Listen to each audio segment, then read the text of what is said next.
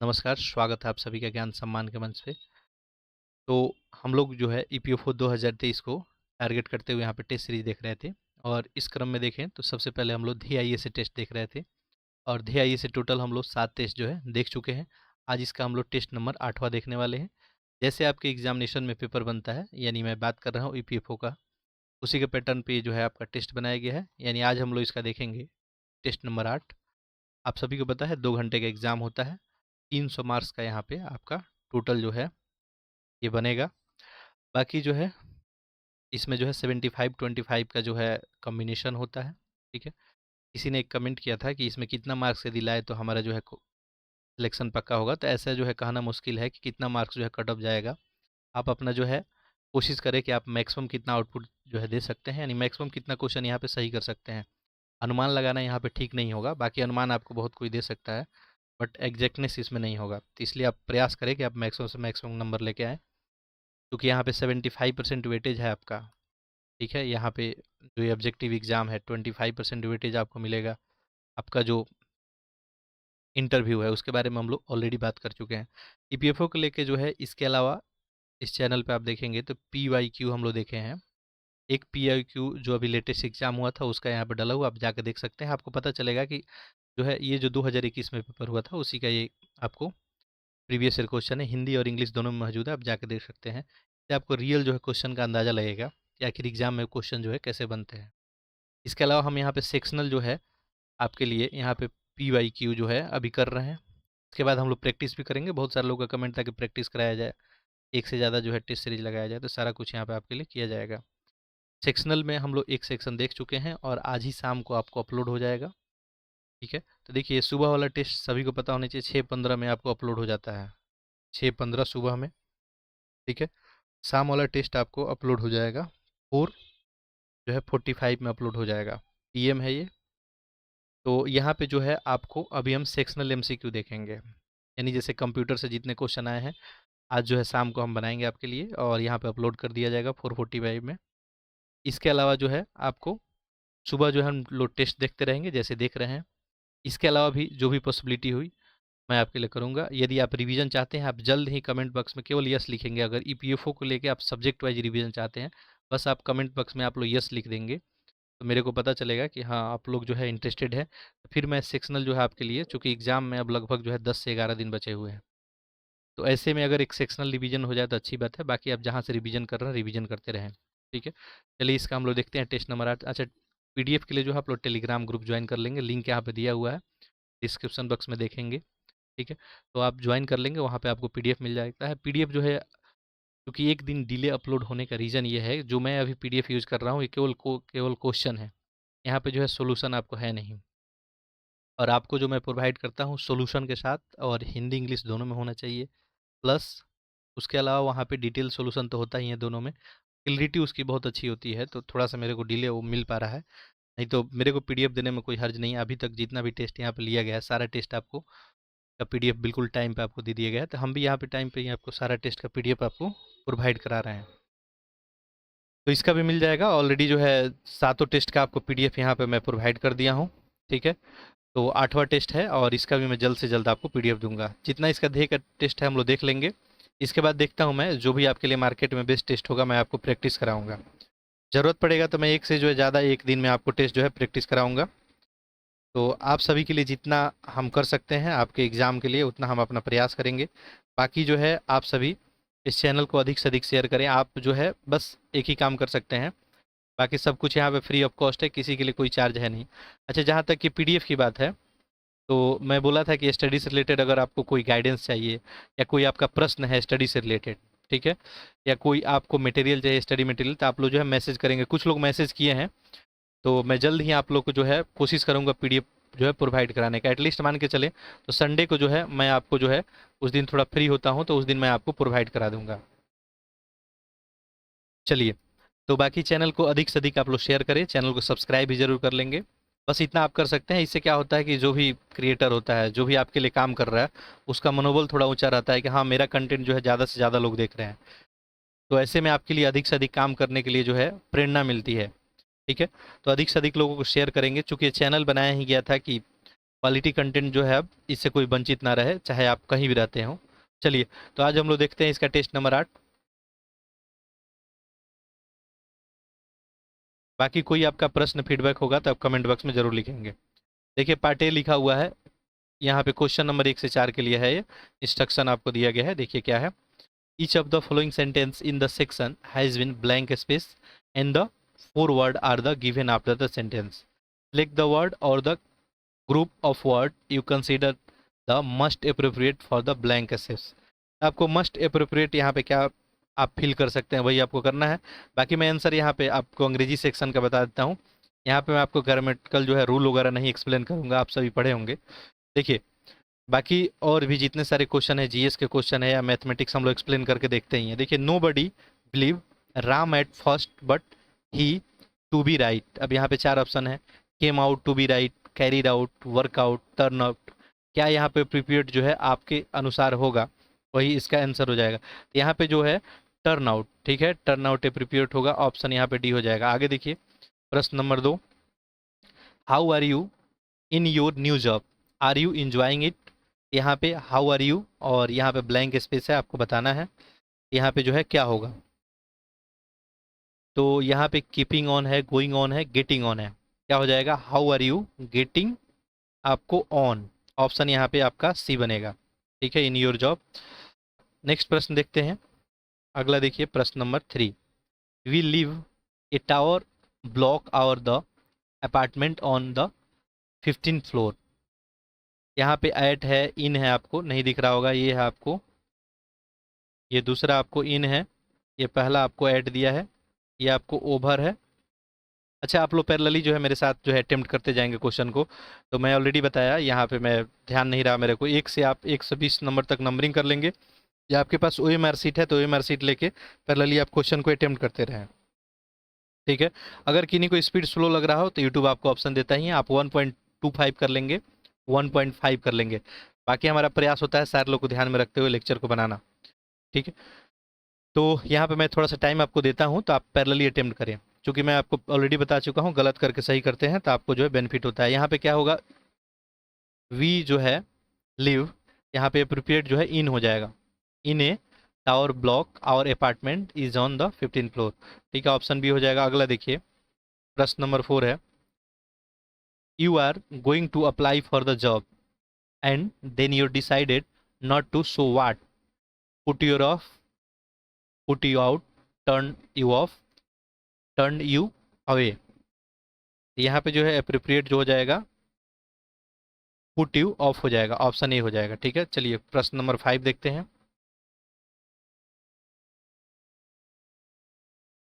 यहाँ पे अप्रोक्स मान के चले तो अंग्रेजी से आपका 15 से 20 क्वेश्चन जो है आपके एग्जाम में बनेंगे, ठीक है। डायरेक्शन देखिए, अच्छा मैं सिलेबस वगैरह बता चुका हूँ, फिर भी आप एक बार चाहें, अगर जो लोग नहीं देखे हैं जाके देख सकते हैं। Each item in the section consist of the sentence with the underline word followed by the आपको 4 वर्ड्स और group of word. Select the option that the nearest in the meaning of underline word. Nearest meaning क्या होगा यही आपको बताना है, ठीक है। देखिए तो Mahesh is mostly the pre pre है जुडिसाइज इन हिज पॉलिटिकल ओपिनियन। यहाँ पे इसका जो है नियरेस्ट मीनिंग क्या हो जाएगा, यही आपको बताना है, ठीक है। तो यहाँ पे जो है आपका सही ऑप्शन देखें, तो यहाँ पे जो सही ऑप्शन बनेगा आपका, ये आपका जॉन डिसाइडेड, ऑप्शन आपका सी हो जाएगा। आगे देखिए अगला है आपका, डू नॉट जो है इंक्लूज द आपका टेडोलॉजीज। यहाँ पे जो है आपका देखिए, तो सही ऑप्शन बनना चाहिए ऑप्शन बी। अगला है आपका, राहुल इज ऑलवेज द 35। 35 यहाँ पे 35 देखे तो इसका जो है यहाँ पे क्या है, रेकलेस है, इकोनॉमिकल है, नाइव है, इसके बाद है एक्सट्रेवेंज। यहाँ पे बनना चाहिए आपको इकोनॉमिकल, ठीक है। आगे देखते हैं क्वेश्चन नंबर 7 हो गया। 8, ही शेल्वेरियस वर्ड्स क्लेम्स द स्टूडेंट्स।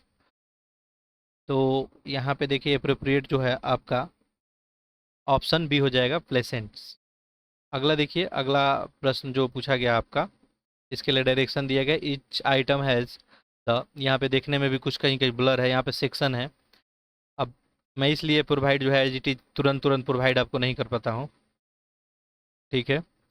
वजह यही है, section consist of sentence with underline words followed by forward, और इसका अपोजिट मीनिंग आपको बताना है। वहाँ पे क्या था, सिनोनिम टाइप का आपका कहानी था, यहाँ पे एंटोनिम आपको बताना है क्वेश्चन नंबर 9 से।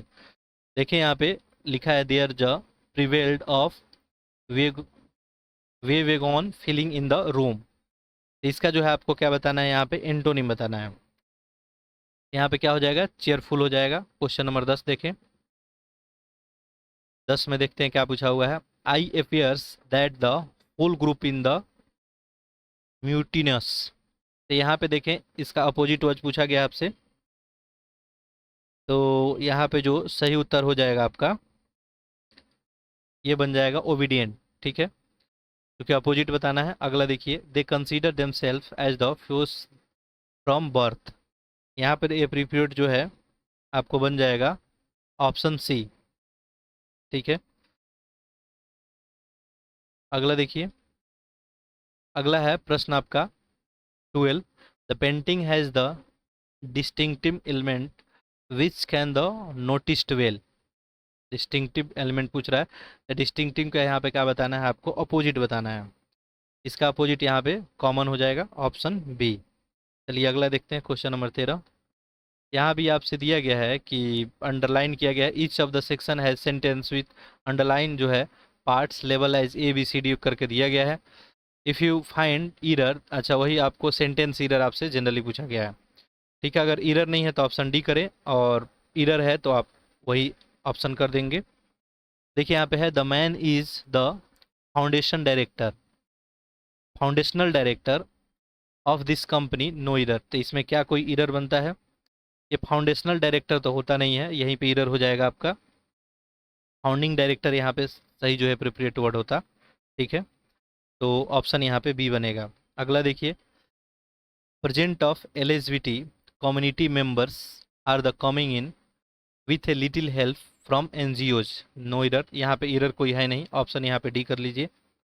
अगला देखिए, each one of these chairs are broken. तो यहाँ पे देखें, तो यहाँ पे इज ब्रोकन, यहाँ पे आर ब्रोकन नहीं बनेगा, ठीक है, इज ब्रोकन बनेगा, ठीक है, ये आपका गलत हो जाएगा। अगला देखिए, question number 16, female literacy rate gone off the 11% in the past decade as the opposite to. अच्छा, उसके बाद भी है a 3% increase in male literacy, no error. यहाँ पे पहला सेंटेंस है, दूसरा, ठीक है। यहाँ पे देखिए, तो ये 3% इंक्रीज इन मेल लिटरेसी,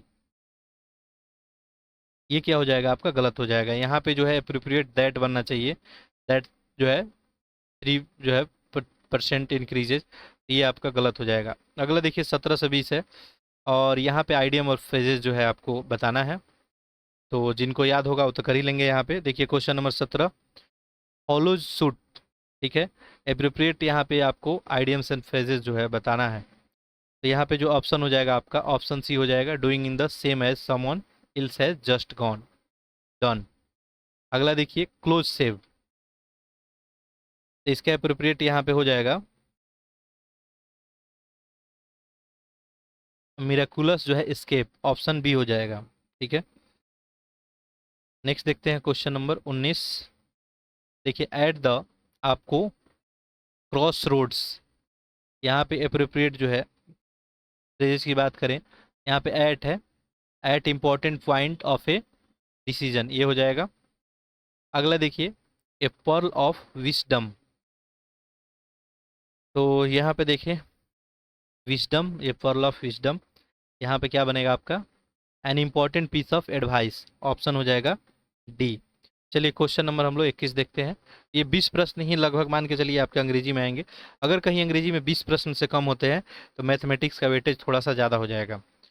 चलिए नेक्स्ट प्रश्न है आपका, ये फुल लेंथ टेस्ट है आपका। फुल लेंथ टेस्ट लगभग ऐसे ही बनता है, यानी ऐसे ही एग्जाम में आपका लगभग पेपर बनेगा। नमक सत्याग्रह के संबंध में निम्नलिखित कथनों पर विचार कीजिए और बताइए कि यहाँ पे कौन सा आंसर सही है। ऑप्शन बाकी नीचे दिया गया है, केवल एक है, दो है, एक, दो, उपयुक्त सभी। चलिए देखते हैं। यह नागरिक अवज्ञा का एक रूप था। यह पहली राष्ट्रवादी गतिविधि थी जिसमें महिलाओं ने बड़ी संख्या में भाग लिया था। गांधी ने, जो गांधी जी थे, पहले दक्षिण अफ्रीका में नमक सत्याग्रह का प्रयोग किया था।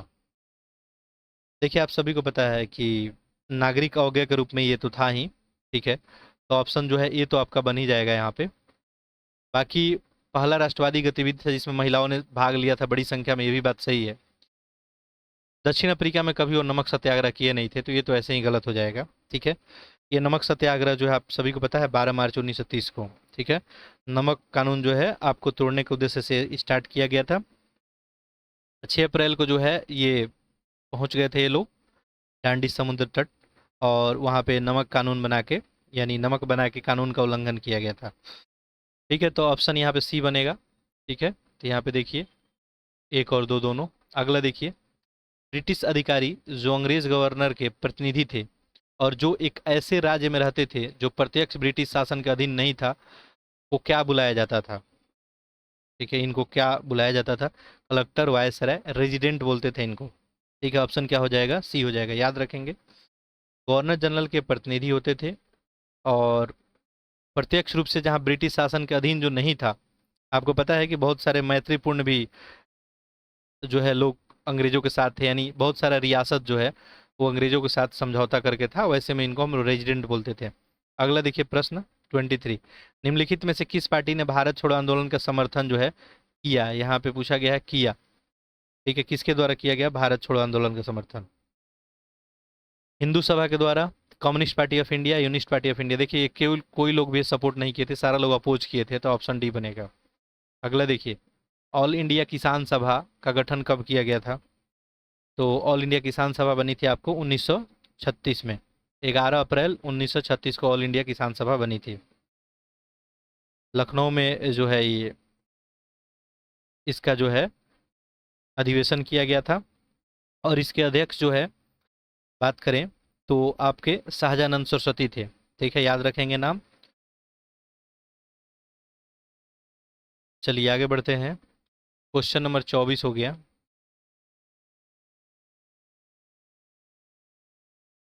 गांधी जी द्वारा जो है हरिजन उत्थान प्रारंभ किया गया था, हरिजनों के कल्याण के लिए ये प्रारंभ किया गया था। और यहाँ पे 3 स्टेटमेंट है, आपको बताना है।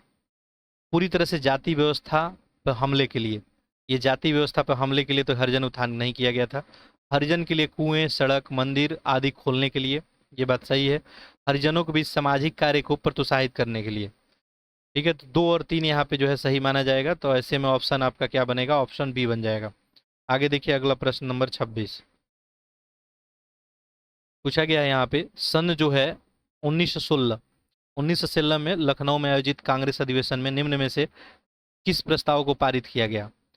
आप सभी को पता है 1916 में क्या हुआ था? कांग्रेस पार्टी द्वारा मुस्लिमों को पृथक रूप से निर्वाचन क्षेत्र, कांग्रेस में मुस्लिम लीग का विजय, कांग्रेस अध्यक्ष के रूप में मुस्लिम नेता का चयन, ठीक है। यही क्या हो जाएगा? आपका सही हो जाएगा। यहाँ पे पता है 1916 में आपको लखनऊ पैक्ट हुआ था, ठीक है। और इसमें देखेंगे तो आपका कांग्रेस हो गया और मुस्लिम लीग, इनके बीच समझौता हुआ। तो इस तरह से यहाँ पे ऑप्शन क्या बनेगा आपका?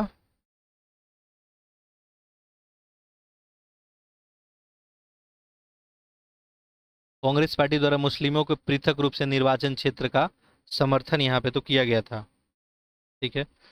तो निर्वाचन क्षेत्र का मांग को स्वीकार कर लिया गया था। ऑप्शन ये तो सही है, यहाँ पे सही पूछा गया ना, ठीक है। मुस्लिम लीग का विलय तो नहीं हुआ था यहाँ पे, ये सब नहीं था। ऑप्शन आपका ये बन जाएगा, ठीक है। मुस्लिमों के लिए पृथक रूप से निर्वाचन क्षेत्र का समर्थन, ठीक है। तो ये स्वीकार कर लिया गया था, तो स्वीकार करना, समर्थन करना, इसको सही माना जा सकता है, ठीक है। समर्थन करना, स्वीकार करना एक ही शब्द हो सकता है, ठीक है। चलिए आगे देखते हैं। अगला प्रश्न है आपका, डॉक्टर बी आर अम्बेडकर ने निम्न में से किसकी स्थापना की थी? आसान सा क्वेश्चन है। बहिष्कृत हितकारिणी सभा, ठीक है, इनके द्वारा स्थापना किया गया था 1924 में, ठीक है। और इसके लिए किया गया था अछूत लोगों की उन्नति के लिए। अगला प्रश्न देखिए, निम्नलिखित में से किन व्यक्तियों ने द्वितीय गोलमेज में भाग लिया था, जो गोलमेज सम्मेलन हो रहा था, द्वितीय गोलमेज सम्मेलन 1931? महात्मा गांधी, सरोजनी नायडू, मदन मोहन मालवीय।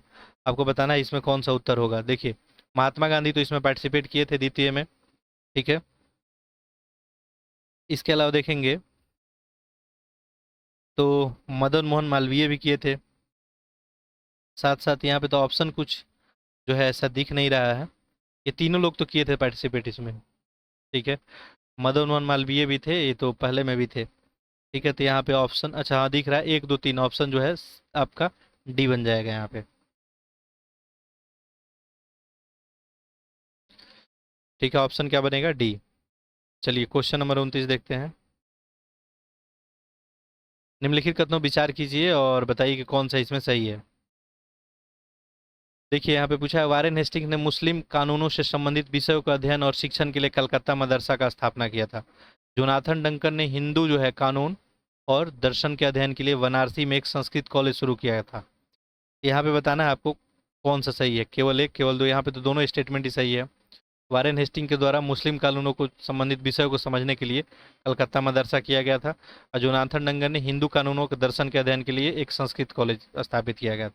दोनों ये स्टेटमेंट सही है, ठीक है। चलिए आगे देखते हैं क्वेश्चन नंबर 30। अच्छा तो यहाँ पे ऑप्शन आप लोग टिक कर लेंगे, ऑप्शन सी। अगला देखिए, भारतीय श्रम आंदोलन में साम्यवादी प्रभाव कब से माना जाता है?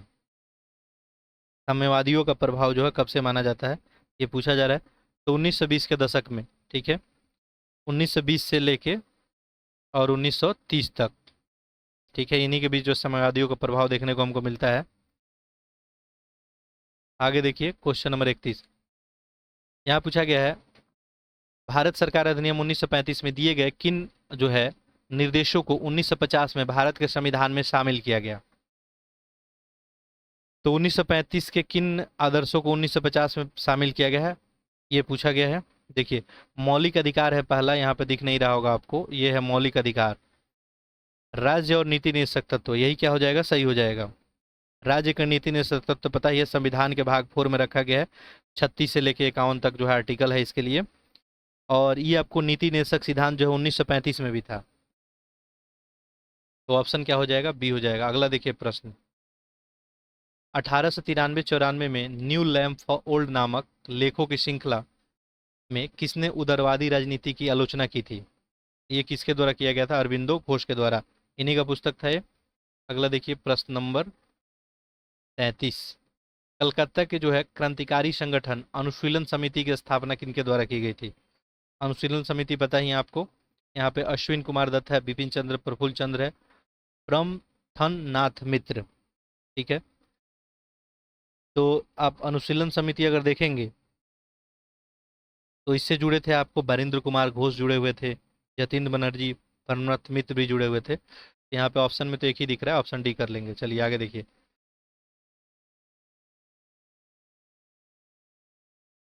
आगे देखिए, जिन्ना के जो है 14 सूत्र का मुख्य उद्देश्य क्या था? जिन्ना जो है 14 सूत्रीय मांग रखे थे, 14 बातें थी उसमें, इसका उद्देश्य क्या था ये पूछा जा रहा है। तो सभी भारतीय प्रांतों में मुसलमानों के लिए अलग निर्वाचन मंडल का मांग, संवैधानिक सुधारों के माध्यम से एक स्वायत्त भारत में मुसलमानों के राजनीतिक अधिकारों की रक्षा करना। ऑप्शन यहाँ पे बी ही हो जाएगा। आगे देखिए क्वेश्चन नेक्स्ट देखते हैं 35। देखिए क्या पूछा गया है, अभिनव भारत का गठन किया गया था। आप सभी को पता होगा, अभी तक बहुत बार पूछा गया क्वेश्चन, ये बीडी सावरकर के द्वारा किया गया था अभिनव भारत का। देखिए, ये अभिनव भारत पहले इसका नाम नहीं था, 1899 में मित्र मेला के नाम से था ये संगठन। इसके बाद 1904 में इसको अभिनव भारत में परिवर्तित कर दिया गया था। निम्नलिखित में से कौन जो है आपको लोकसभा अध्यक्ष के निर्वाचन तारीख निर्धारित करता है? लोकसभा अध्यक्ष के निर्वाचन की तारीख कौन आपको निर्धारित करता है? तो ये भारत के राष्ट्रपति हो जाएंगे, ठीक है। अगला प्रश्न देखते हैं, प्रश्न नंबर 37। देखिए पूछा गया, प्रधानमंत्री कार्यालय के संबंध में निम्नलिखित में से कौन सा कथन सही नहीं है? गलत बताना है। यह एक वैधानिक निकाय है, यह प्रधानमंत्री के लिए एक कर्मचारी एजेंसी है, इसे एक विभाग का दर्जा दिया गया है, इसके अंतर्गत कोई संलग्न और अधीनस्थ कार्यालय नहीं है। तो प्रधानमंत्री जो है पीएमओ की बात की जा रही है यहाँ पे, पीएमओ, ठीक है। तो पीएमओ को देखेंगे, एक क्या है, कर्मचारी जो है ये एक एजेंसी है। तो इसमें गलत पूछा गया था तो ऑप्शन ए हो जाएगा, वैधानिक निकाय कोई है नहीं। ठीक है, ये आपका गैर संवैधानिक है और गैर जो है संवैधानिक निकाय है।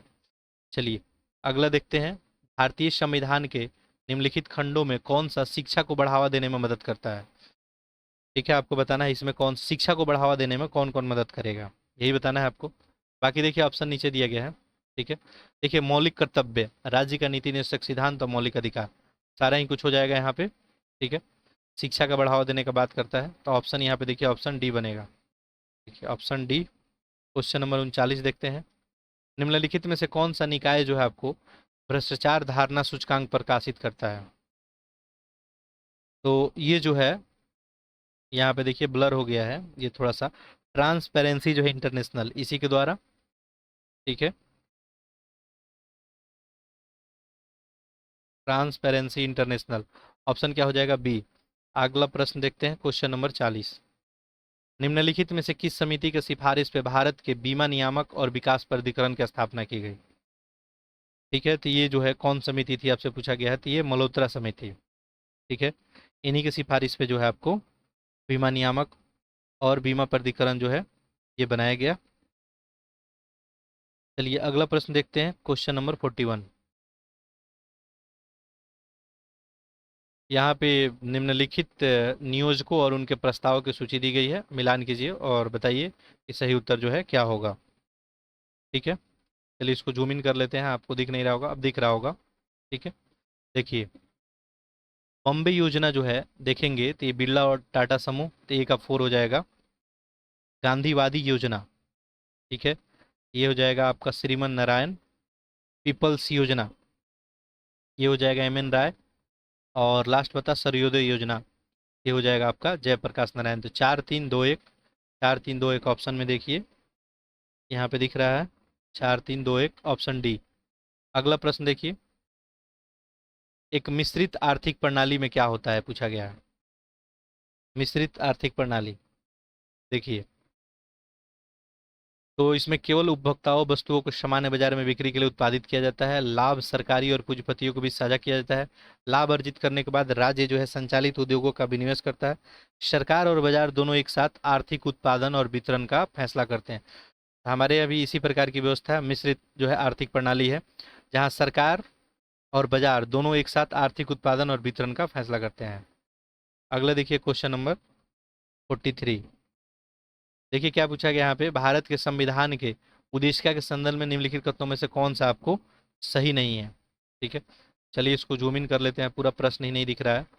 ठीक है, अब दिख रहा होगा, एक मिनट। ठीक है, चलिए प्रश्न दिख रहा है, यहाँ पे आपको गलत बताना है, उद्देशिका को मूल रूप से पंथ निरपेक्ष लोकतंत्रात्मक और गणराज्य पद नहीं था। तो ये तो इसमें है, ऐसा कुछ नहीं है, ये तो सही है।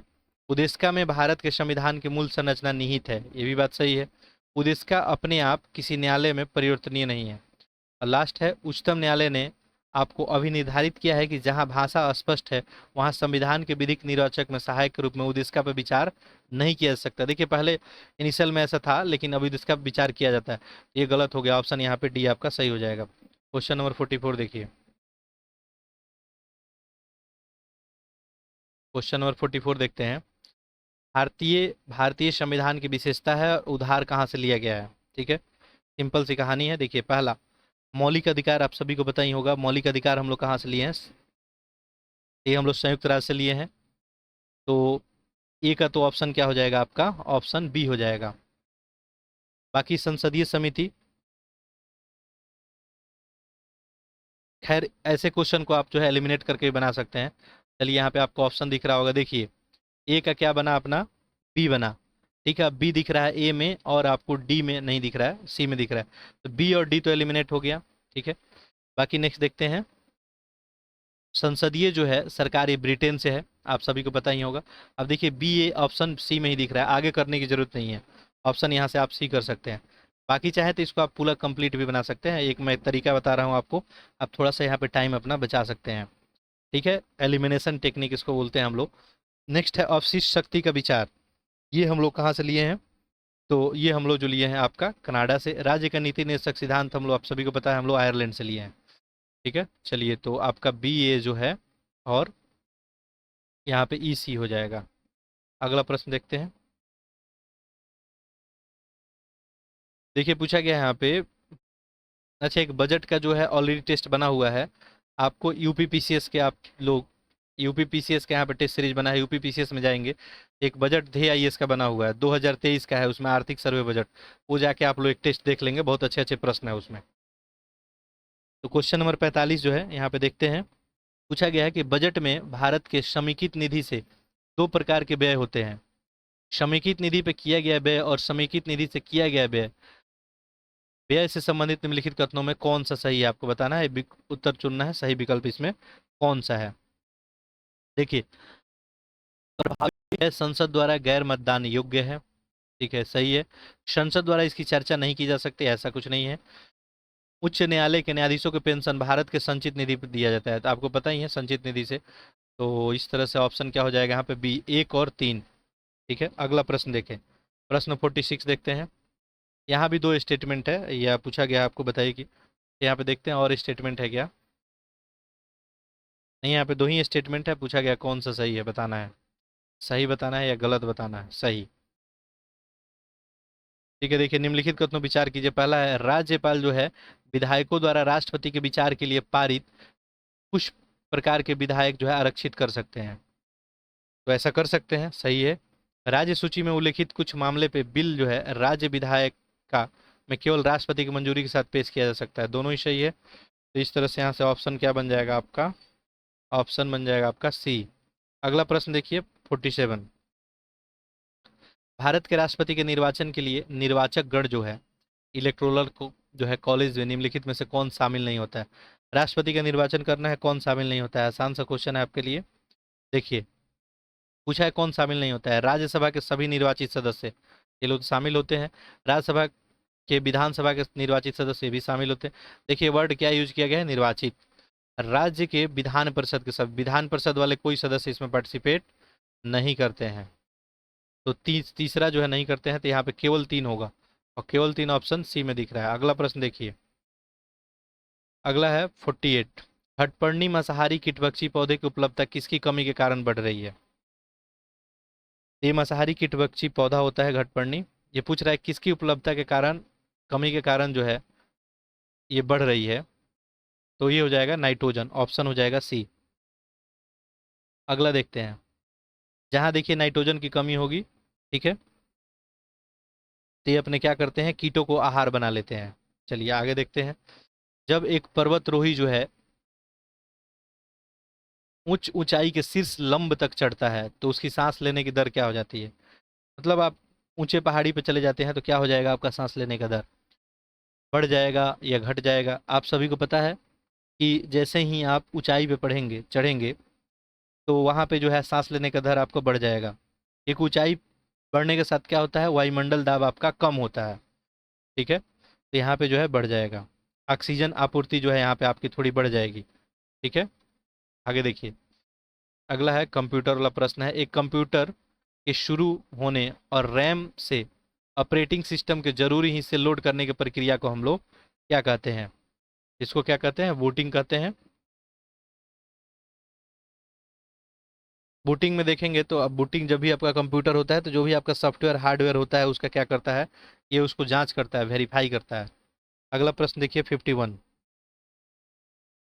पूछा गया है किसी वस्तु को एक लेंस के सामने 10 सेंटीमीटर की दूरी पर रखा जाता है, बनने वाला प्रतिबिंब वास्तविक उल्टा और उस वस्तु के बराबर का आकार का है, लेंस की फोकस दूरी क्या होगी। देखिए सबसे पहले तो यहाँ पे यदि आपको पता है कि दिया है कि पहले एक लेंस है, इस पे कैसा प्रतिबिंब बन रहा है, वास्तविक उल्टा बन रहा है, इसका मतलब ये तो क्लियर है कि ये लेंस कैसा है, उत्तल लेंस है, ऐसा कुछ आपका लेंस होगा। ठीक है, और यहाँ पे ये बता रहा है कि वस्तु का प्रतिबिंब कैसा बन रहा है, वास्तविक उल्टा और वस्तु के बराबर, यानी मान लीजिए, और ये कब बनता है, जब ये वस्तु सी पे रखा होता है। ठीक है, सी पे रखा होता है, इसी पे अगर ये वस्तु रखा जाए तो एकदम जो है इसका अपोजिट में समान ही बनेगा, उल्टा बनेगा, वास्तविक बनेगा। ये जब सी पे रखा जाता है और आपसे पूछा है कि बताइए फोकस दूरी, फोकस दूरी क्या होता है, सी का आधा होता है। सिंपल सी बात है।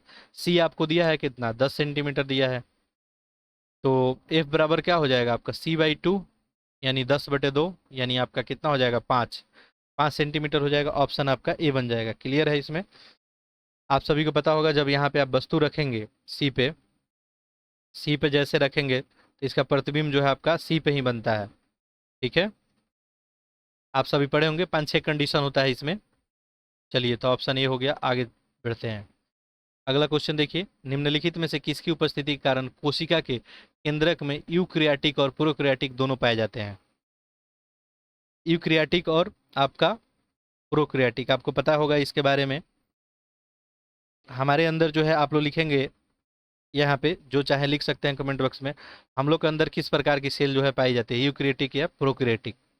ठीक है, देखिए, तो पूछा है कि किसकी उपस्थिति के कारण ये केंद्रक में, तो ये आपको राइबोसोम के कारण। ठीक है, चलिए आगे देखते हैं। Question number 53। Milk of magnesia जो है एंटी आपका एसिडिक के रूप में उपयोग किया जाता है, ये क्या होता है? मिल्क ऑफ मैग्नीशिया काफ़ी लोग यूज करते हैं। ठीक है, तो क्षार होता है, हल्का आधार होता है, हल्का एसिड होता है। तो यहाँ पे क्या लिख दिया है, क्षार। Milk of magnesia generally use करने का रीजन होता है एसिडिटी को जो है कम करना, निष्क्रिय करना। तो इसका जो है यहाँ पे ये, लेकिन क्षारीय प्रवृत्ति का होता है, लेकिन हल्का ये आधार लिखा हुआ है, देखिए आधार ट्रांसलेशन गलत लिखा हुआ है। यहाँ पे एक आपका एसिड होता है, एक बेस होता है। ठीक है, तो हल्का ये बेसिक नेचर का होता है। ठीक है, ऑप्शन बी हो जाएगा। ठीक है, आधार नहीं होगा, बेस का यहाँ ट्रांसलेशन। इसलिए देखिए, आप अंग्रेजी के क्वेश्चन को जरूर देख लेंगे। निम्नलिखित में कंप्यूटर भाषा जो है कोबोल का आविष्कार जो है किनके द्वारा किया गया है, पूछा जा रहा है। तो कोबोल जो है, इसके आविष्कारक कौन है आपको, एक ग्रेस होपर है। देखिए यहाँ पे दिख नहीं रहा, ग्रेस होपर। अगला देखिए, अगला प्रश्न 55। कंप्यूटर प्रोग्रामिंग में बाइनरी जो है लॉजिक और एरिथमेटिक का प्रवर्तक निम्नलिखित में से कौन था? तो देखेंगे इसका, तो ये तो आपको क्लाड शेनॉन। ऑप्शन क्या हो जाएंगे, डी यहाँ पे। चलिए, क्वेश्चन नंबर आपका यहाँ पे 56 देखते हैं। देखिए यहाँ पे क्या दिया गया है। अब यहाँ से कुछ मैथमेटिक्स का प्रश्न है। एक फैक्ट्री, हम कुछ यहाँ पे आपको काम भी देंगे, अब आप लोग कुछ करके आएंगे। एक फैक्ट्री में जो है प्रत्येक कामगार का वेतन जो है 22:25 के अनुपात में बढ़ा दिया जाता है, किंतु कामगार की संख्या जो है 26.2% घटा दिया जाता है। तो वो वेतन में जो है निबल प्रभाव आपको बताना है। तो देखिए यहाँ पे क्या दिया है आपको, 22:25 में क्या कर दिया जाता है, बढ़ा दिया जाता है।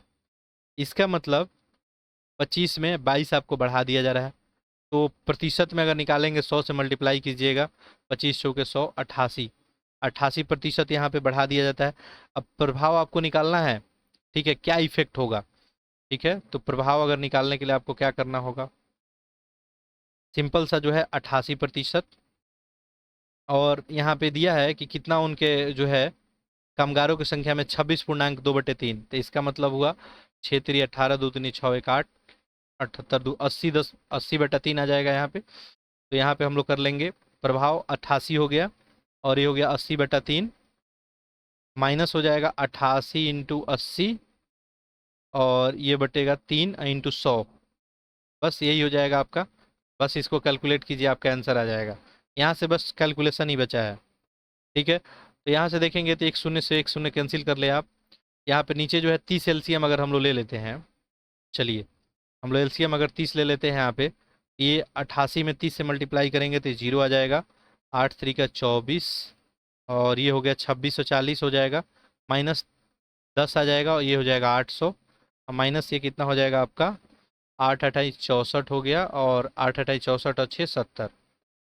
तो यहाँ से देखिए, ये तो दोनों निगेटिव वाला है, इसको माइनस कर लेते हैं 2600 से। ये हो जाएगा आपका, ये कितना बनेगा, 4 0 और 8 7 15, ये कितना बचा 2640। ये कितना बच गया, 10 में से 4 गया 6, और ये हो गया 3, और हाँ 10 3 हो गया, और ये कितना, 6 में से 5 गया 1, और ये हो गया 1। तो देखिए कितना आ गया, 1136 बटे, देखिए कैलकुलेशन है, मैं चाहता तो छोड़ देता है यहाँ पे, फिर भी कर दे रहा हूँ कि आप लोग को नहीं लगे कि भाई सॉल्व नहीं होगा। ठीक है, 1136/30 हो गया। बस इसको आप कैलकुलेट कर लें। इसको कैलकुलेट करेंगे तो इंटू 10 आप कर सकते हैं। 3 से जो है 3×3 = 9 हो जाएगा। 2 3 3 8 24, 3 7 21। ठीक है, और 3 7 21 हो गया, और 2 और 6, 3 8 24। ठीक है, और 6 है तो 2 0 3 6 18, नीचे 10 है तो यहाँ पे हो जाएगा ये 37 दशमलव आपका, लगभग जो है 37.8 के करीब में आ जाएगा। आंसर देख लेते हैं हम लोग। देखिए ये वृद्धि हो जाएगा 37.86 से। ठीक है, चलिए अगला प्रश्न देखिए, क्वेश्चन नंबर 57। ये काफ़ी अच्छा प्रश्न है आपको। 6 सेंटीमीटर जो है त्रिज्या वाले, यहाँ पे नीचे इमेज दिया गया है, वृत्त का व्यास PS है। यहाँ पे व्यास PS पे Q और R दो बिंदु इस प्रकार है कि PQ QR और R सब बराबर है। व्यास के रूप में PQ और QS के अर्ध जो है वृत्त बनाए गए हैं। छायांकित अंश का परिमाप आपको निकालना है, परिमाप क्या होगा। अच्छा, यहाँ पे आपको इमेज दिख रहा है, प्रश्न में क्या दिया है, ये जो P है ये Q है। ठीक है, यहाँ पे क्या दिया था, PQ QR और RS, PQ QR और RS ये तीनों बराबर है। ठीक है, यानी ये डिस्टेंस यहाँ से जितना है उतना ही डिस्टेंस क्या है आपको ये भी है। ठीक है, और उतना ही डिस्टेंस आपको ये भी है, ये दिया हुआ है प्रश्न में। बाकी आपको प्रश्न में ये भी दिया हुआ है कि 6 सेंटीमीटर त्रिज्या वाला है। 6 सेंटीमीटर त्रिज्या का मतलब क्या हुआ, अगर मान लेते हैं हम लोग इसका सेंटर मान लीजिए ये रहा होगा, तो इसका लेंथ कितना है यहाँ से यहाँ तक का, 6 सेंटीमीटर। 6 सेंटीमीटर है तो टोटल कितना हो जाएगा, ये 12 हो जाएगा। ठीक है, कितना हो जाएगा, 12 सेंटीमीटर। यानी ये तो आपको पता है कि रेडियस को डबल करेंगे तो आपका क्या आ जाएगा, डायामीटर आ जाएगा। ये कितना हो जाएगा, टोटल 12। 12 को अगर 3 भाग में अगर बांटते हैं आप लोग, ठीक है, तो ये क्या हो जाएगा, ये PQ कितना बनेगा, 4 बन जाएगा। ये आपका QR कितना बन जाएगा, ये भी 4, और ये भी 4 बन जाएगा। तो देखिए हमको तो पता चल गया ये। ठीक है, बस यहाँ से अब अपने को हम जो निकालना था निकाल लिए। यहाँ पे क्या निकालना था आपको, PQ और QS पे अर्ध जो है वृत्त बनाया गया है, ये तो दिख रहा है अपने को। PQ पे यहाँ पे देखिए अर्धवृत्त बनाया गया है। ठीक है, चलिए इसको हम दूसरा कलर से दिखा देते हैं। ये वाला एक अर्धवृत्त है ये आपका PQ पे। बाकी देखिए तो यहाँ पे और क्या लिख रहा है, QS पे भी अर्धवृत्त बनाया गया है। QS, ये Q और S हो गया। ठीक है, यहाँ भी एक अर्धवृत्त बनाया गया है, लेकिन यहाँ पे आपको छायांकित अंश का निकालना है। इसका मतलब है इसी का आपको परिमाप निकालना है, ये वाला जो दिख रहा है, ये वाला जो है पूरा एरिया आपको निकालना है। ठीक है, अब आप इसे क्या कर सकते हैं, निकाल सकते हैं। ठीक है, आप सबसे पहले जो है इसका क्या निकाल सकते हैं, यहाँ पे चाप निकाल सकते हैं। ठीक है, इसका चाप निकाल लीजिए सबसे पहले। जो भी छायांकित भाग है, तो छायांकित भाग यहाँ पे क्या है, एक तो QS है। ठीक है, एक QS है। अच्छा, अगर मान लीजिए, अगर आप एक और तरीका यहाँ पे ये है, मैं बता देता हूँ, आप इसका जो है एरिया निकाल सकते हैं, और इस पूरे हाफ का एरिया तो आप निकाल ही सकते हैं। इसमें से इस माइनस कर लेंगे तो ये पीला वाला भाग निकल जाएगा, बाकी नीचे वाला ये ऐड कर देंगे, तब ये दूसरा तरीका ये हो सकता है। नहीं तो इसका परिमाप आप निकालने के लिए क्या करेंगे, सबसे पहले जो है आप इसका चाप निकाल लें। ठीक है, और इसके बाद क्या करें, तीनों को आप ऐड कर देंगे तो हो जाएगा, कोई दिक्कत नहीं होगा।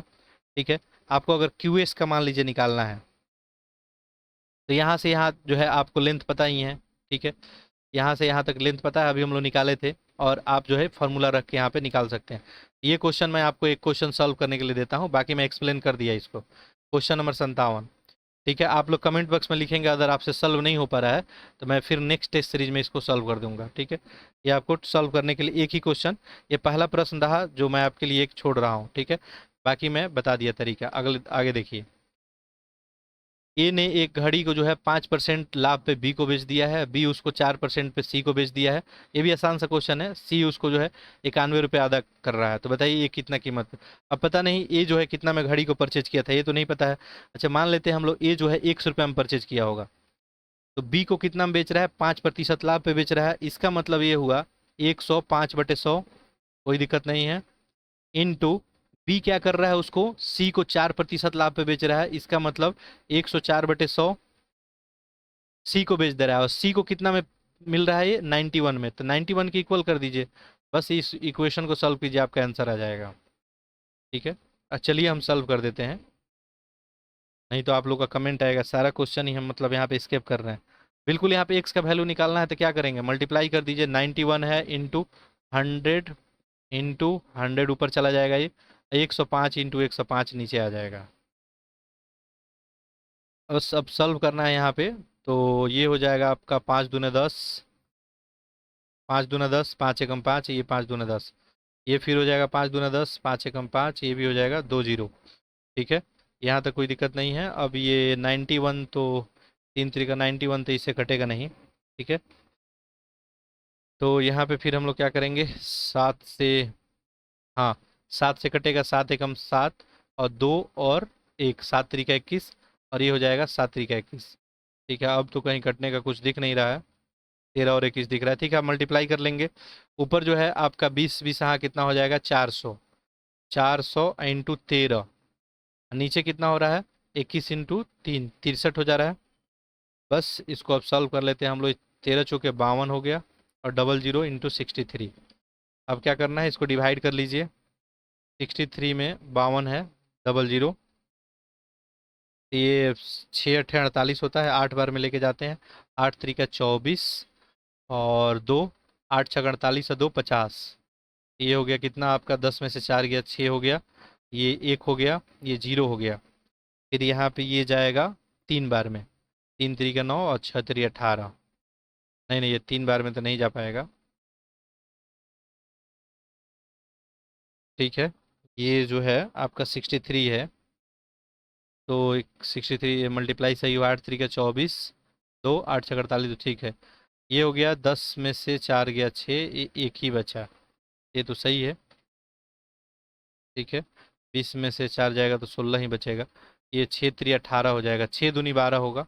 ठीक है, 2 बार में देखते हैं, 82 के समथिंग जो है, 82 के आसपास कोई आंसर है।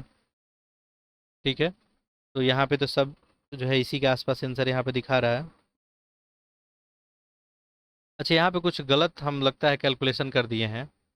ठीक है, देखिए गलत यहाँ पे कैलकुलेशन हो गया है। यहाँ पे 104 है, हम यहाँ पे क्या 105 ले लिए हैं। ठीक है, 105 एक है लेकिन एक 104 है। चलिए हम लोग फिर से कैलकुलेशन कर लेते हैं। देखिए, तो यहाँ पे जो है क्या हो जाएगा आपका, 91 तो सही है, इंटू 100 तो रहेगा ही। नीचे बस एक डाटा अपना गलत हो गया था, 105 इंटू 104 होगा। अब देखते हैं, तो ये आपका 7 एकम 7 हो जाएगा, 3 7 5 35, ये हो जाएगा 7 एकम 7 और 2 1 7 3 का 21। ठीक है, यहाँ तक सही है। ये 5 3 15 हो गया, ये 20 हो गया। इसके बाद देखिए 104 भी यहाँ पे कटेगा ही, ये 2 से अगर करे तो 2 5 10, 2 दूनी 4 और ये 2 से 10 हो गया। ये फिर आपका 2 5 10, 2 दूनी 4, 26 हो जाएगा। फिर 2 से ये 13 जाएगा और ये 2 से 50 जाएगा। अब नीचे क्या आ गया आपका, ये अभी भी कुछ डिजिट यहाँ पे कैंसिल हो रहा है क्या, अब कोई डिजिट जो है यहाँ पे कैंसिल नहीं होगा। ये 13 3 39 आ जाएगा नीचे, और ऊपर मल्टीप्लाई हम लोग कर लेंगे तो 50 इंटू 13, 13 5 65। ठीक है,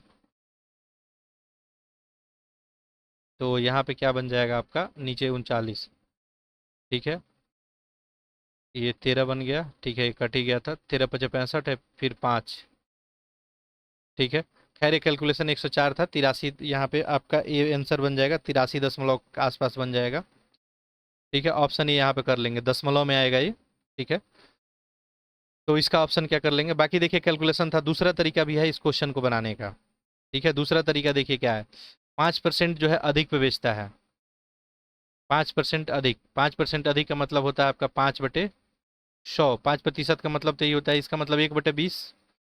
इसका मतलब ये है कि वो 20 का परचेज किया होगा तो 21 का बेच दिया। ठीक है, फिर अब जो है बी जो है 4% लाभ पे बेच देता है। ठीक है, तो 4% का मीनिंग लिखेंगे, फिर ऐसे करके भी आप बना सकते हैं। चलिए खैर आगे बढ़ते हैं, टाइम बहुत लॉस हो जाएगा।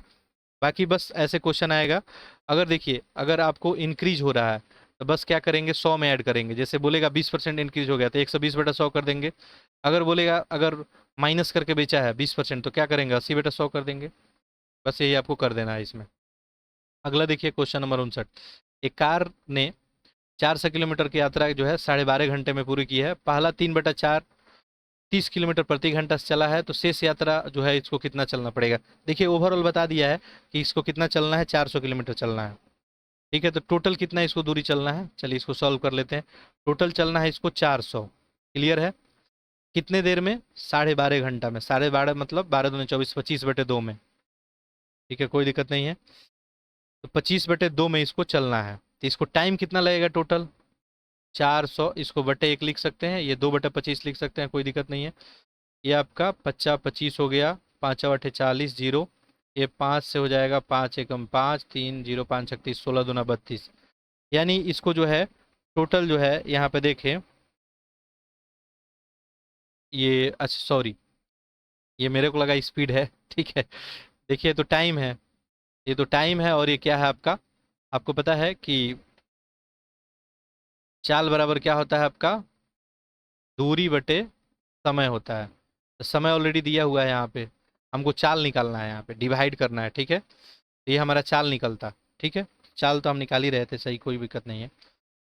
चलिए क्वेश्चन को थोड़ा सॉल्व करना पड़ेगा, इसलिए हम इसको लेफ्ट में सॉल्व कर देते हैं अच्छे से, यहाँ पे सॉल्व हो नहीं पाएगा। देखिए टोटल दूरी जो है कितना है, प्रश्न में दिया है 400 किलोमीटर। यही कार को टोटल दूरी तय करना है। टाइम यहाँ पे कितना में इसको तय करना है? तो 25/2 घंटे में। इतना तक कोई दिक्कत नहीं होगा, इतना देर में ही इसको तय करना है। अब बोल रहा है कि 3/4 भाग वो पहले तय कर लेता है, कितने के स्पीड से? 30 किलोमीटर प्रति घंटा से। ठीक है, 3/4 भाग वो तय कर लेता है। तो 3/4 का मीनिंग क्या हुआ? देखिए 400 टोटल है ना, और इसका 3/4, तो 400 का ये हो जाएगा, यानी 300 किलोमीटर जो है वो पहला तय करता है। कितना? 30 किलोमीटर जो है प्रति घंटा से, 30 किलोमीटर प्रति घंटा से तय करता है। तो टाइम यहाँ से निकाल सकते हैं आप, दूरी आपको पता है 300, और चाल पता है, तो यहाँ से 10 घंटे में यानी वह पहला जो है 3/4 भाग तय कर लेता है। अब उसके पास बचेगा कितना? जब 300 किलोमीटर चल लिया तो अब बचेगा कितना? 100 किलोमीटर ही। कोई दिक्कत नहीं होगा यहाँ तक। देखिए 100 किलोमीटर अभी उसका बचा डिस्टेंस चलने को, और 100 किलोमीटर तो उसका बचा है, तो समय उसके पास कितना बचा है ये देख लीजिए। तो टोटल टाइम तो लेता है 25/2। ठीक है, और 10 घंटे तो यहाँ पे खर्च कर दिया, तो कितना बचेगा टाइम? तो ये 2 LCM हो जाएगा, तो ये बच गया 25 और ये बच गया 20। यानी उसके पास 5/2 समय बचा हुआ है। 5/2 समय बचा हुआ है, और डिस्टेंस कितना तय करना है? 100 किलोमीटर। बस आपको समय पता है और आपको डिस्टेंस भी पता है, तो कोई दिक्कत नहीं होगा। यहाँ पे 100 में डिवाइड कर दीजिए 5/2 से, ये क्या हो जाएगा? 100/1 लिख दीजिए, 2/5। ये 5 हो गया, दूनी 10, 2 दूनी 40। यहाँ पे क्या हो जाएगा आपका? 40 किलोमीटर प्रति घंटा। इसका मतलब ये हुआ कि अगला जो आपको चलना पड़ेगा 40 किलोमीटर प्रति घंटा से। क्वेश्चन समझ में आ गया होगा। देखिए 400 किलोमीटर टोटल डिस्टेंस था, 12.5 घंटा में ही आपको पूरा कर लेना है। इसका मतलब ये हुआ कि आपको 400 किलोमीटर 12.5 घंटे में तो पूरा कर ही लेना है, लेकिन 3/4 भाग वो 30 से चल रहा है। तो 3/4 भाग चल रहा है, इसका मतलब 300 किलोमीटर चल रहा है, और 30 से चल रहा है, तो 10 घंटे यहीं पे खर्च कर दिया। अब उसके पास टाइम तो 2.5 ही घंटा बचा, और दूरी कितना चलना है? 100 किलोमीटर। तो बस 2.5, 100 में आप 2.5 से डिवाइड कर देंगे। देखिए इतना ही आसान था, मेरे को लिखना पड़ा इसलिए टाइम लग गया। तो बाकी आंसर कितना आ गया? सी, ऑप्शन सी। चलिए आगे देखते हैं, अगला प्रश्न देखिए। अब यहाँ पे भी आपको कैलकुलेशन करना पड़ेगा। देखिए क्या दिया है, यदि X divide 8 plus 8/x equal to X Q का वैल्यू निकालना है। ठीक है, चलिए इसको सॉल्व कर देते हैं हम। यहाँ पे हम लोग कुछ एज्यूम कर लेते हैं। x/8 है ना, इसको एज्यूम कर लेते हैं a। चलिए इसको भी सॉल्व ही करना पड़ेगा। हम लोग यहाँ पे जो है एज्यूम कर लेते हैं x/आपका 8, इसको a एज्यूम कर लेते हैं। तो आपका इक्वेशन क्या बन जाएगा? देखिए यही तो दिया है, इक्वेशन है x/8 plus 8/x equal to 1। तो बस x/8 की जगह पे a अगर रख देंगे हम लोग, तो हो जाएगा अपना ये a plus 1/a equal to क्या हो जाएगा आपका? 1।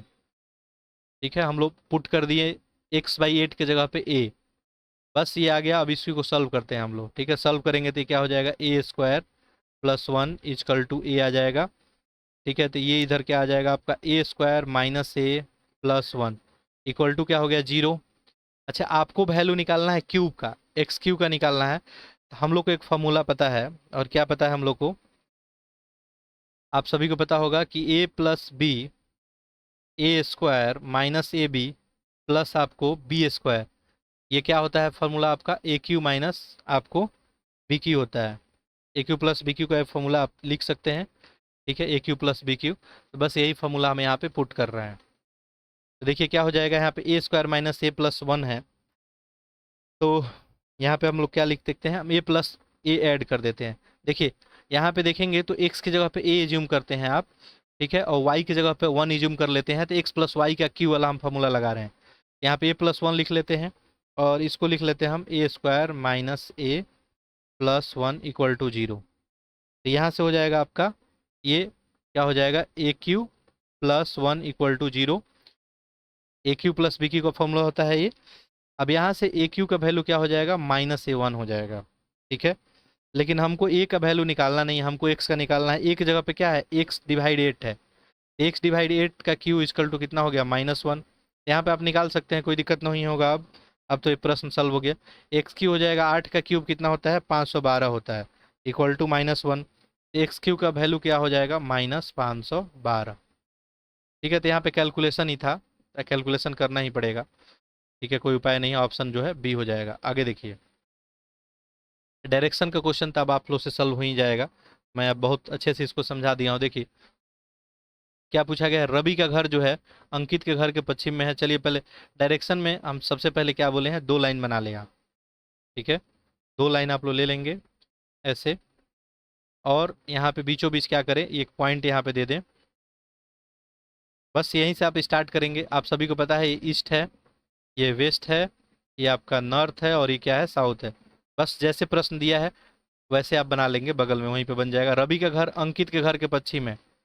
अब देखिए अंकित के घर के पश्चिम है, तो हम मान लेते हैं अंकित का घर ये पॉइंट पे है, तो रवि का घर क्या हो जाएगा, पश्चिम है। इसका मतलब कुछ यहाँ पे मान लीजिए, एज्यूम कर लीजिए कुछ इधर होगा, ये हो गया रवि का घर। अगला स्टेटमेंट देखिए, लवि का घर अंकित के घर से उत्तर है। लवि कोई है, उसका उत्तर में है, तो उत्तर में है तो कुछ यहाँ पे है, ये लवि का घर हो गया। अब फिर क्या पूछ रहा है, रवि के घर की तुलना में लवि के घर किस दिशा में है। देखिए अब आपको यही बताना है, ये रवि का घर है, आप सभी को पता है, ठीक है, ये रवि का घर है, और ये किसका है, लवि का घर है। तो बस आप बता नहीं सकते, यहाँ पे बताने के लिए कुछ नहीं करना है आपको, जस्ट यहाँ पे क्या करेंगे, 2 लाइन खींच ले यहाँ पे, ठीक है। तो ये अब क्या बन जाएगा, ईस्ट, ये वेस्ट, ये नॉर्थ, ये साउथ। ये कहाँ पे है आपको दिख रहा है, ये जो लवि है इसका घर बस यहीं पे है, यानी नॉर्थ और किसके बीच है, ये नॉर्थ और ईस्ट के बीच है। क्लियर है, नॉर्थ और ईस्ट के बीच है, तो यहाँ पे देख ले ऑप्शन, ऑप्शन क्या हो जाएगा, उत्तर और पूरब, ठीक है, ऑप्शन भी हो जाएगा। क्लियर है। चलिए आगे देखिए, क्वेश्चन नेक्स्ट देखते हैं 62। दिया है एक पाइप 1 घंटे, एक टैंक को, एक कोई टैंक है, यहाँ पे नहीं दिख पा रहा होगा, मैं पढ़ दे रहा हूँ। पाइप एक टैंक को x घंटे में भर सकता है, और एक अन्य जो है पाइप उसे y घंटे में खाली कर सकता है, और दोनों मिलकर कितने समय में भर सकते हैं। y ग्रेटर देन x है, क्वेश्चन में दिया है, ठीक है। ये तो डायरेक्ट आप इसे फॉर्मूला भी लगा सकते हैं, ठीक है। और कंडीशन यही है कि दोनों नल को एक साथ खोला जाएगा। देखिए ये टंकी हो गया आपका, और यहाँ पे 2 पाइप है, मान लीजिए एक पाइप यहाँ पे हम लोग लेके लगा देते हैं, पाइप एक, ठीक है। ये क्या करेगा, ये भरने का काम करेगा, ठीक है। और एक पाइप हम लोग यहाँ पे और ले लेते हैं, ये क्या करेगा, खाली करने का काम करेगा। बस यही आपको दिया है कि x घंटे में भर सकता है एक, मान लीजिए ये x घंटे में भरेगा, ये वाला पाइप ए है, और अन्य जो है ये y पाइप है, इस पाइप का नाम y है, ये y घंटे में जो है मान लीजिए खाली कर देता है, इस पाइप का नाम b मान लीजिए। दोनों मिलकर कितने समय में भर सकते हैं, लेकिन यहाँ पे y ग्रेटर देन x है।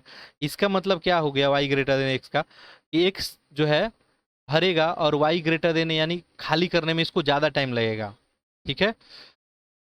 समझ लीजिए कि एज्यूम कीजिए कि कोई टंकी है, ठीक है, इसमें जो है पानी भरा जा रहा है, आप जैसे भरते हैं कहीं से लीकेज आ गया है, तो लीकेज आ गया है तो कुछ ना कुछ तो लीक होगा। तो ऐसे अगर लीक नहीं होता तो x घंटे में भर लेता है ये, लेकिन अब x घंटे में ये नहीं भर पाएगा, चूंकि लीकेज भी है। क्लियर है, अब प्रश्न तो समझ में आ गया होगा। चलिए अब इसको हम लोग सॉल्व करते हैं।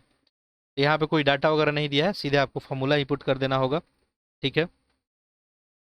तो देखिए ये आप देखेंगे तो x घंटे में पूरा भरेगा, तो 1 घंटे में 1/x भरेगा, और y खाली कर देगा तो 1/y हो जाएगा। बस इसको सॉल्व कर ले, आंसर निकल जाएगा।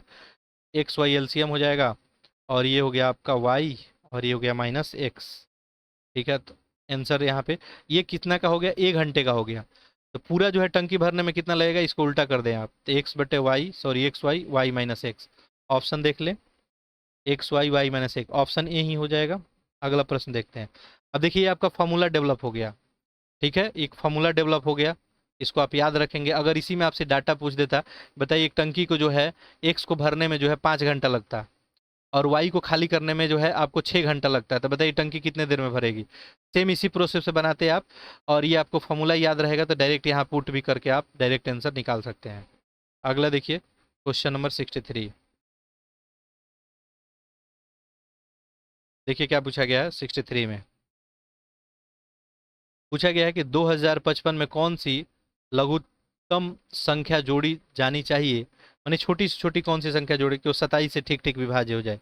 सिंपल सा बात है, आप 27 से डिवाइड करके देख लीजिए, जो भी शेषफल बचेगा उसी को जोड़ दीजिएगा, डिवाइड हो जाएगा। तो कुछ करना नहीं है इसमें, 27 से डिवाइड करना है 2055 में। तो ये हो जाएगा आपका 27 से 7 बार में लेके जाइए, 7 सत्ते 49, 7 सत्ते 49, 4 आ गया, 7 दूनी 14, 4 18, ठीक है। ये 15 में से 9 गया 6, और ये हो गया 9 में से 8 गया 1, ठीक है, कोई दिक्कत नहीं। यहाँ पे 5 अब नीचे लेके आइए, ये 27 से जो है 6 बार में लेके जाइए अब, तो 7 छक 42, हाथ में 4 आ गया, और ये 7 छक 42 4, ठीक है, और 6 दूनी 12 और 4 16। तो देखिए कितना आ रहा है, यहाँ पे 3 शेषफल आ रहा है, यानी 3 शेषफल यहाँ पे आ रहा है। इसका मतलब इसमें क्या कर दीजिए आप,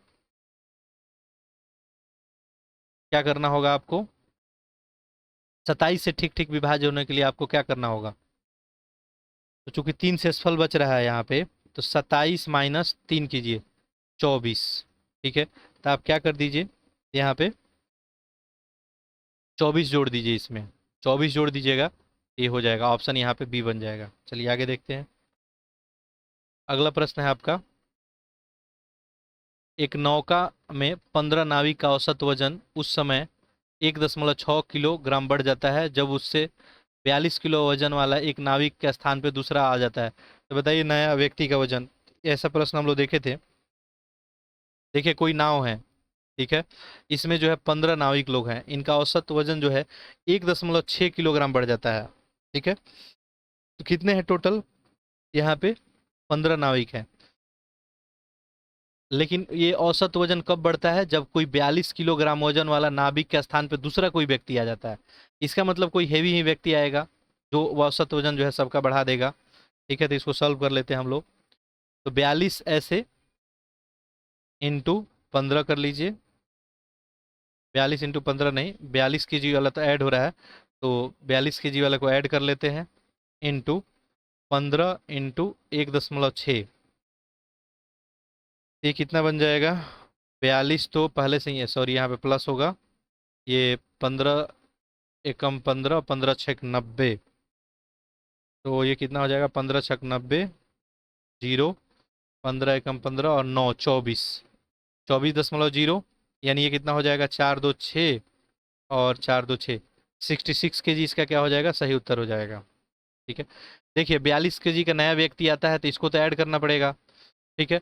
और पहले जो है 15 व्यक्ति का वजन 1.6 बढ़ जाता है, बताया है, तो अब यहाँ पे ऑप्शन क्या बन जाएगा, सी। आगे देखिए अगला प्रश्न देखते हैं। बिंदु ए से एक व्यक्ति 12 किलोमीटर पूर्व की ओर चलता है। चलिए फिर डायरेक्शन का क्वेश्चन है, यहीं पे इसको सॉल्व कर देते हैं, आप लोग भी यहीं पे सॉल्व करेंगे, बाकी हम समझाने के लिए वहाँ पे बताते हैं, ठीक है। तो बिंदु ए मान लीजिए, इसी को 12 मीटर पूरब की ओर चलता है। देखिए ये हो गया ईस्ट, ये हो गया वेस्ट, ये हो गया आपका नॉर्थ, ये हो गया साउथ। 12 मीटर पूरब चला देते हैं, मान लीजिए 12 मीटर पूरब आ गया, तथा बिंदु बी पे पहुंच जाता है। ये बिंदु कौन सा है, बी है। बिंदु बी से वह बाईं ओर मुड़ जाता है, यहाँ से बाईं ओर मुड़ाना है इसका, यहाँ से बाईं ओर यानी ऊपर जाएगा, और 4 मीटर चलता है, मान लीजिए 4 मीटर चल के यहाँ आ गया, 4 मीटर चल दिया, ठीक है। और फिर वह दाईं ओर मुड़ता है और 6 मीटर चलता है, यहाँ से दाहिना अगर मुड़ाएंगे इसको हम लोग, तो इधर मिले चलेगा और 6 मीटर चल देगा यहाँ। मान लीजिए नया पोजीशन इसका ये बन गया, नया पोजीशन ये बन गया, ठीक है। तो देखिए पहले यहाँ से यहाँ आया, ठीक है। चलिए आगे देखते हैं, 4 मीटर चलता है, फिर उधर 6 मीटर चलता है, फिर दाईं ओर मुड़कर 7 मीटर चलता है, यहाँ से दाईं ओर मुड़ाएंगे, 7 मीटर चलाना है आपको, ठीक है। यहाँ से हम लोग 7 मीटर चलाते हैं, दाईं ओर नीचे आएगा तो 7 मीटर, 3 मीटर तो यहाँ चल गया, और यहाँ पे 4 मीटर एक्स्ट्रा चलेगा, यहाँ पे आ गया अब ये। फिर दाईं ओर मुड़कर एम पे पहुंच जाता है, तो यहाँ से दाईं ओर मुड़ के एम पे पहुंचेगा। अब अपने को पता नहीं कि ये दाईं ओर जो है मुड़ के एम पे पहुंचता है, एम कहाँ है, ठीक है। चलिए मान लेते हैं एम कहीं होगा यहाँ पे, एम पे पहुंच जाता है। क्वेश्चन में क्या पूछा है, यदि, अच्छा यदि यह दिया हुआ है कि बिंदु एम उत्तर में बी, बिंदु बी है, बिंदु एम के उत्तर में, अच्छा उत्तर में, चलिए तो ये बिंदु अपना बी था, इसके उत्तर में ही है एम, कोई दिक्कत नहीं है। अब बी एम से कितना दूरी पे है, बस तो ये बी एम से दूरी आपको बताना है, तो बता सकते हैं यहाँ से, कोई दिक्कत नहीं होगा। यही तो आपको निकालना है, यहाँ पे क्या निकालना है, बी से एम का दूरी, ये वाला डिस्टेंस आपको निकालना है। ये क्वेश्चन क्या हो गया आपके लिए, बिल्कुल ही क्या हो गया, आसान सा क्वेश्चन हो गया। ठीक है, यहाँ पे देखिए कितना डिस्टेंस हो जाएगा, ये है आपको 4 मीटर, ये कितना दिया है आपको, यहाँ से यहाँ आपको है ये 6 मीटर है, कितना है ये 6 मीटर है, देखिए 6 मीटर है ये। और ये कितना था, ये तो 3 था, 7 आया था, अच्छा 4, सॉरी ये 4 था, तो ये 3 हो जाएगा, ये 3 मीटर हो गया, ये अपने को पता हो गया, ये भी अपने को पता हो गया, ठीक है, ये तो ऑलरेडी पता है। तो अब ये डिस्टेंस कितना हो जाएगा, यहाँ पे तो कुछ सॉल्व ही नहीं करना है, ये तो डिस्टेंस कितना है, 3 मीटर है। देखिए टोटल ये 4 मीटर ऊपर गया था ना, तो ये 7 मीटर टोटल नीचे लाया था, तो 4 ऊपर चला गया होगा, यहाँ पे 3 मीटर है, तो जस्ट ये इसके नीचे ही है, जब बताया है तो 3 ही आंसर हो जाएगा इसका, इसमें कुछ कैलकुलेशन नहीं करना है, बस इसको डायरेक्शन आपको बता देना था। देखिए क्वेश्चन यही था, पूछा था कि बिंदु ये है, मान लीजिए हम लोग बिंदु ये इसको माने हैं, ठीक है, यहाँ से 12 मीटर कोई व्यक्ति जाके यहाँ पे पहुँच जाता है मान लीजिए, ठीक है, पूरब की ओर, फिर वो जो है बिंदु बी पे पहुंच जाता है, यही बिंदु बी था, फिर बोल रहा था कि बी के बाईं ओर मुड़ जाता है, तो बाईं ओर यानी ऊपर मुड़ जाएगा यहाँ से, और 4 मीटर चलता है, तो ये 4 मीटर हो गया, ठीक है, इसीलिए हम लोग इसको 4 मान लिए। फिर यहाँ से ये दाहिनी ओर मुड़ता था और 6 मीटर चलता था, तो यहाँ 6 मीटर चल दिया, फिर यहाँ से 7 मीटर नीचे आ गया था, ये 4 ऊपर हो गया, ये 3 नीचे हो गया, ये फिर इंडिकेट कर दिया था एम जो है उत्तर में बी बिंदु के नीचे है, ठीक है, तो बस इसके नीचे हम लोग कर दिए, ऑप्शन अपना ही आ गया। चलिए अगला देखते हैं 66। यहाँ पे देखिए क्या पूछा गया है, किसी विद्यार्थी को 6 विषयों में प्राप्त हुए औसत अंक कितना है, 88 है, बाद में सत्यापन करने पे पता चला कि एक विषय में उसके अंकों को गलती से 68 के स्थान पे 86 लिख दिया गया है, अब जो है सही औसत क्या होगा। देखिए पहले जो है गलती की वजह से 6 विषय में उसका औसत कितना आ गया था, 88, तो 6 विषय में 88 आया था, यानी 88 इंटू क्या कर दीजिए, 6 कर दीजिए, ये टोटल अभी आया हुआ है गलती करने के बाद, ये 6 × 8 = 48, और 6 × 8 = 48 और 4 = 52, कितना हो गया, 528 हो गया, ये क्या हो गया, गलत जब है तब है। अब जो है इसमें पता है कि 88 काउंट कर लिया गया है सारे को, ठीक है, अब जो है 68 के स्थान पर 88 लिखा है, यानी 20 कम था, क्लियर है, 20 कम था। तो यहाँ पे अगर आपको सही औसत निकालना है तो बिल्कुल निकाल सकते हैं, 528 तो गलत वाला है, माइनस क्या कर दीजिए 86, और प्लस क्या कर दीजिए 68, कोई दिक्कत नहीं है। देखिए -86 क्यों किया हम, क्योंकि 86 जो है ये आपको लिखा गया है गलती से, लिखना कितना है 68, तो बस इसमें 68 ऐड कीजिए, ठीक है, और -86 माइनस कर लीजिए, तो टोटल आ जाएगा यहाँ पे, तो देखिए टोटल कितना आ जाएगा, टोटल बन जाएगा यहाँ से आपका ये 68 2 70 हो जाएगा, 16 2 18, यहाँ पे 18 माइनस कर लेंगे हम लोग, तो 18 माइनस होगा, तो 528 में से 18 माइनस कीजिए, 510 आ जाएगा। कितने विद्यार्थी हैं, 6 हैं, सॉरी 6 विषय है, तो अब यहाँ से 6 6 8 48 हो गया, और ये कितना हो गया, 3 और 0 6 35 85 आ जाएगा इसका औसत, ऑप्शन यहाँ पे बी हो जाएगा। ठीक है, समझ में आ गया होगा, ठीक है, तो इसका आंसर क्या हो जाएगा, बी। देखिए ऐसे भी नहीं करना था, तो आपको क्या 6 विषय में इसको 88 मिला था, यानी इसका मतलब हर एक विषय में 88 88 दे दिया गया था, यही ना हुआ इसका मतलब, हर एक विषय में 88 88 दिया गया है। डायरेक्टली देखिए कैसे बनता है क्वेश्चन, में दिया गया है, ठीक है, देखिए पहले में भी 88, एवरेज का मतलब क्या होता है, हर एक में जो है सेम, 88 हो गया, दूसरा 88, तीसरा 88, चौथा भी 88 हो गया, पांचवा 88 और छठवा 88, 6 विषय में। लेकिन हुआ क्या है यहाँ पे, एक विषय में 68 के स्थान पे 86 लिखा गया था। अब देखिए लिखना है 68 के स्थान पे 86 लिखा गया था, लिखना था 68, और यहाँ पे तो हम लोग 88 देख रहे हैं, तो क्या करते हैं एक के जगह पे हम लोग 86 कर लेते हैं, और 68 से 86 कितना बड़ा है, देखिए ऐसे 68 से 88 कितना बड़ा है, देख लीजिए आप लोग, 68 से 88 कितना बड़ा है? 20 बड़ा है। क्लियर है? तो 20 जो है ये बड़ा है। ठीक है, लिखना था। अच्छा, यहाँ पे 86 लिखा गया था। चलिए ऐसे नहीं करके मान लीजिए हम लोग 86 लिखाया है, इसका मतलब 86 लिखे, अभी भी यहाँ पे 2 ऐड है, यानी 2 ऐड हुआ है। लिखना कितना था यहाँ पे? 68 लिखना था। क्लियर है? और यहाँ पे आपको कितना बढ़ा है ये? तो 68 2 70 16 और 2 18, 18 बढ़ गया। तो 18 और बट्टे कितना करेंगे? 6, 6 3 18, यानी 3। 88 है, 3 कम कर दीजिए, कितना आ गया? 85। ठीक है, कुछ लोग समझ गए होंगे, बाकी पहले वाले तरीके से सारे लोग बना लेंगे। चलिए अगला क्वेश्चन है 67। यहाँ पे देखिए, निम्नलिखित प्रश्नों में 2 कथन दिए गए हैं, कथन 1 और कथन 2।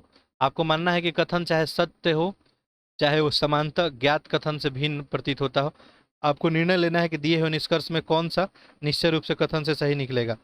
तो पहला जो भी कथन दिया है उसी के आधार पे आपको निष्कर्ष बताना है और आपको सही यहाँ पे बताना है। बता पाएंगे? ऐसा क्वेश्चन हम लोग पहले भी किए हैं। देखिए क्या पूछा गया यहाँ पे। सबसे पहले दिया है यहाँ पे, कुछ ऊंट जो है जहाज हैं। अब ऊंट तो जहाज होते नहीं है, लेकिन आपको मानना है। ठीक है, आप मान लीजिए। चलिए, तो कुछ ऊंट है जहाज, तो ये हो गया जहाज मान लीजिए। यहाँ पे लिख देते हैं जहाज। और ये हो गया एक ऊंट का बॉक्स, मान लीजिए हम लोग ऊंट लिख देते हैं। चलिए, एक हम लोग ऊंट यहाँ पे ले लेते हैं। ऊंट हो गया ये। क्योंकि कुछ ऊंट जहाज है तो हम कुछ ही को मान रहे हैं, तो ये दोनों में कॉमन हो गया। ठीक है, अब देखिए, कोई जहाज नाव नहीं है, तो जहाज और नाव का कोई जो है संबंध नहीं है, तो हम नाव को क्या कर देते हैं? अलग लिख देते हैं, ये नाव हो गया।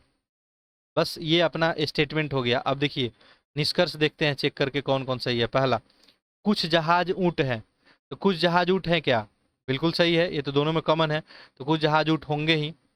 ठीक है, यहाँ पे दिख रहा है कि कुछ जहाज ऊंट है, ऑप्शन सही। कुछ ऊंट नाव नहीं है, कुछ ऊंट नाव नहीं है, बिल्कुल नाव नहीं है, इसका कोई रिलेशन ही नहीं है दोनों का। तो दूसरा भी सही हो गया, दोनों ही कथन सही है, तो ऑप्शन यहाँ पे क्या हो जाएगा? डी। चलिए अगला देखते हैं, क्वेश्चन नंबर 68 देखिए। यहाँ पे देखिए क्या पूछा गया है आपसे। अक्षरों का एक समूह दिया गया है जिसमें प्रत्येक अक्षर को 1 से 8 तक क्रमांक दिया गया है, इनको सुलझाकर एक आपको अर्थपूर्ण शब्द बनाना है और इन्हीं सही क्रम को दिए गए विकल्पों को चुनना है। यहाँ पे एक अक्षर दिया गया है। ठीक है, तो सबसे पहले जो है देख लेते हैं अक्षर क्या क्या दिया है। देखिए वाई दिया है, वाई, फिर एम दिया है, L O S B C और आई, यही आपको वर्ड दिया गया है। इसमें जो है आपको क्वेश्चन में पूछा गया है 1 से 8 तक क्रमांक दिया गया, 1 से 8 तक इसको क्रमांक कर लेते हैं।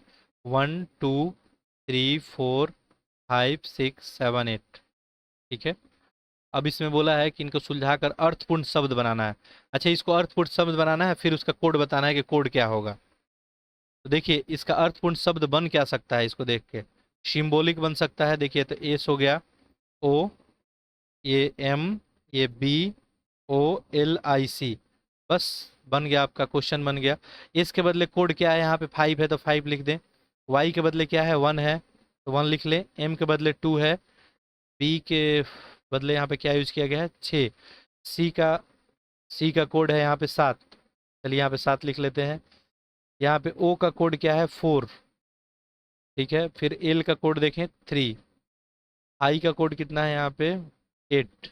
बस देखिए 5.26, 5.26 4387, तो ऑप्शन यहाँ पे क्या बन जाएगा? बी।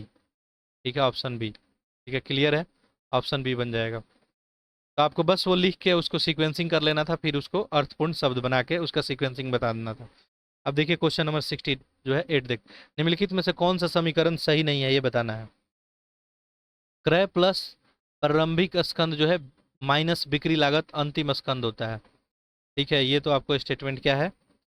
सही है। देखिए, cost of sale minus cost of stock minus purchase.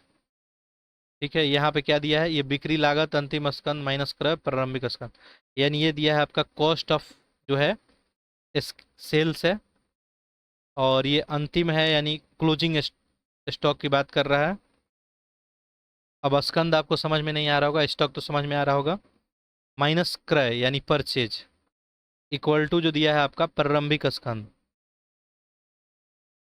तो यही क्या हो जाएगा आपका, ये गलत हो जाएगा। ठीक है, ये आपका डी ऑप्शन यहाँ पे गलत है। ऑप्शन यहाँ पे डी कर लीजिए। बाकी जो है यहाँ पे अंतिम स्कंद यानी क्लोजिंग स्टॉक स्टॉक हो गया, माइनस बिक्री लागत यानी आपका कॉस्ट स्केल, और माइनस क्रय, ये हो जाता है। ये आपका सही ऑप्शन सी है। यहाँ पे तो सही नहीं बताना था, यहाँ पे क्या बताना है आपको, गलत बताना है। तो ऑप्शन डी ही हो जाएगा सही, इसका सी होगा। बाकी ये भी तो सही ही है। आगे देखिए, क्वेश्चन नंबर देखते हैं हम लोग 69, सॉरी 69 देख लिए, 70।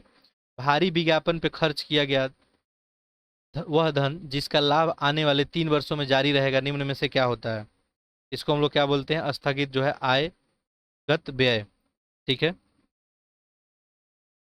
चलिए आगे देखते हैं। कंपनी के अकें चलिए मिनिमाइज ही करना पड़ेगा यहाँ पे। चलिए दिख रहा है, बाकी मैं पढ़ देता हूँ। प्रश्न तो ऐसे सही से यहाँ पे क्लियरिटी नहीं है। कंपनी के जो है अंकेक्षक को क्या कहते हैं, यही आपसे पूछा गया है। अंशधारियों की प्रत्येक सामान्य बैठक में शामिल होने का अधिकार, केवल ऐसी बैठक में शामिल होने का अधिकार जहां खाते के संबंध में विचार विमर्श किया जाता है। ऑप्शन बी सही हो जाएगा। आगे देखिए, प्रश्न नंबर देखते हैं हम लोग 72।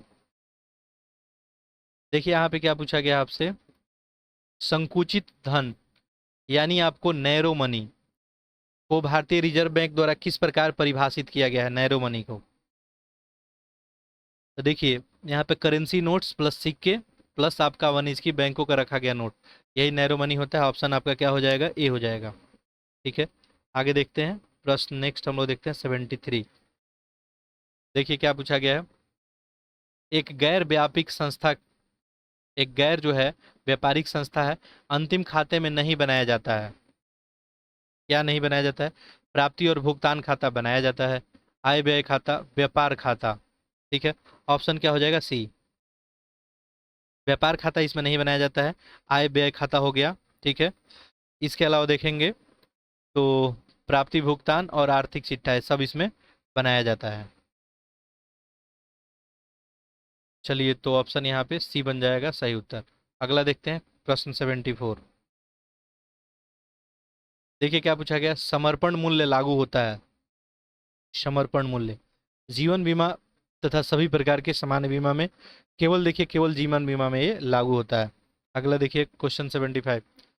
स्वर्ण के मामले में उस लेखाकरण अवधि में राजस्व को मान्यता दी जाती है जिसमें स्वर्ण की सुपुर्दगी हो जाती है, स्वर्ण की बिक्री हो जाती है, स्वर्ण का खनन कर लिया जाता है। ऑप्शन क्या हो जाएगा यहाँ पे, सी बन जाएगा। लेखाकरण अवधि में राजस्व को मान्यता दी जाती है जब स्वर्ण के खनन कर लिया जाता है तब। ठीक है, आगे देखिए, पारंपरिक दृष्टिकोण के अनुसार राजस्व के साथ खर्च को किसके साथ सुमेलित किया जाता है।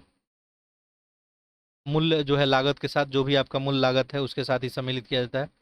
आगे देखिए, प्रारंभिक खर्च जो है किसका उदाहरण है, प्रारंभिक खर्च। तो देखिए पूंजीगत व्यय प्रारंभिक खर्च में आ जाता है, पहला ही ऑप्शन आपको सही हो जाएगा। अगला देखिए, स्थानीय जो है परिसंपत्तियां का मूल्यह्रास किसका उदाहरण है, यहाँ पे परिसंपत्तियां है। ठीक है, स्थानीय परिसंपत्तियां, मूल्यह्रास किसका उदाहरण है, यहाँ पे स्थगित राजस्व व्यय है, पूंजीगत व्यय है, पूंजीगत लाभ, राजस्व व्यय हो जाएगा, ऑप्शन डी। आगे देखिए 79 देखते हैं। वसीयतें साधारणतः क्या होती है, पूंजीकृत होती है तथा तुलन पत्र में ली जाती है, आय के रूप में मानी जाती है। वसीयत तो आय के रूप में मानी जाती है, ऑप्शन बी हो जाएगा। आगे देखिए क्वेश्चन 80 देखते हैं। देखिए फिलोडेल्फिया जो है घोषणा के अनुसार निम्नलिखित में से कौन एक आईएलओ के लक्ष्य और उद्देश्यों का भाग नहीं है।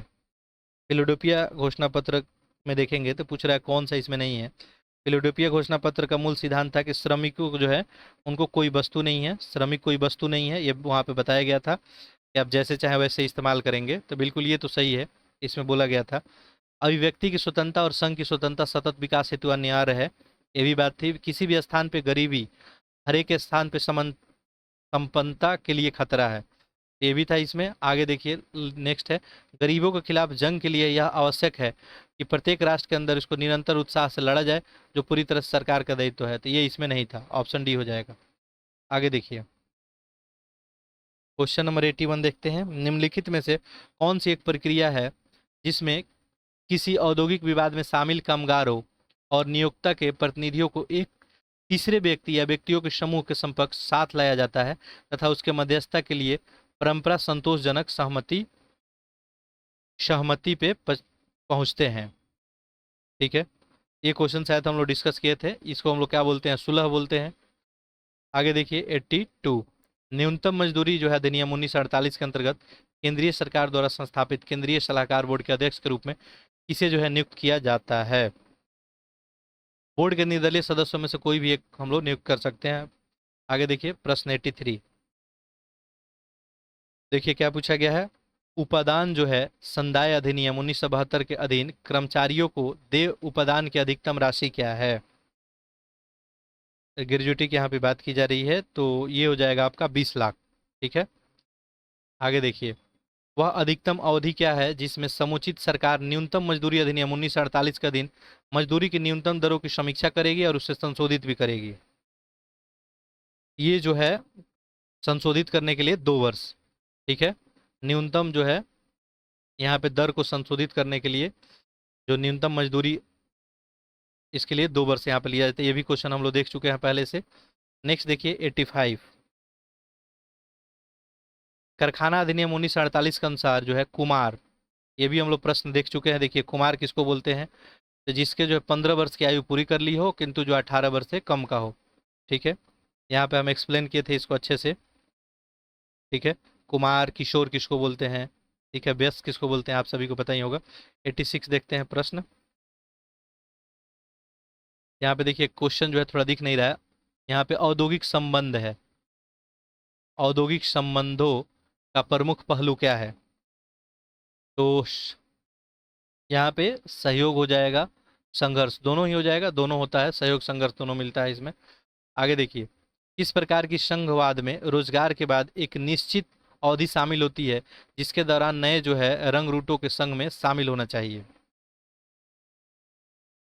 संघवाद में रोजगार के बाद एक निश्चित अवधि शामिल होती है, तो ये संघ की दुकान हो जाएगी, ऑप्शन बी। आगे देखिए क्वेश्चन नंबर देखते हैं 88,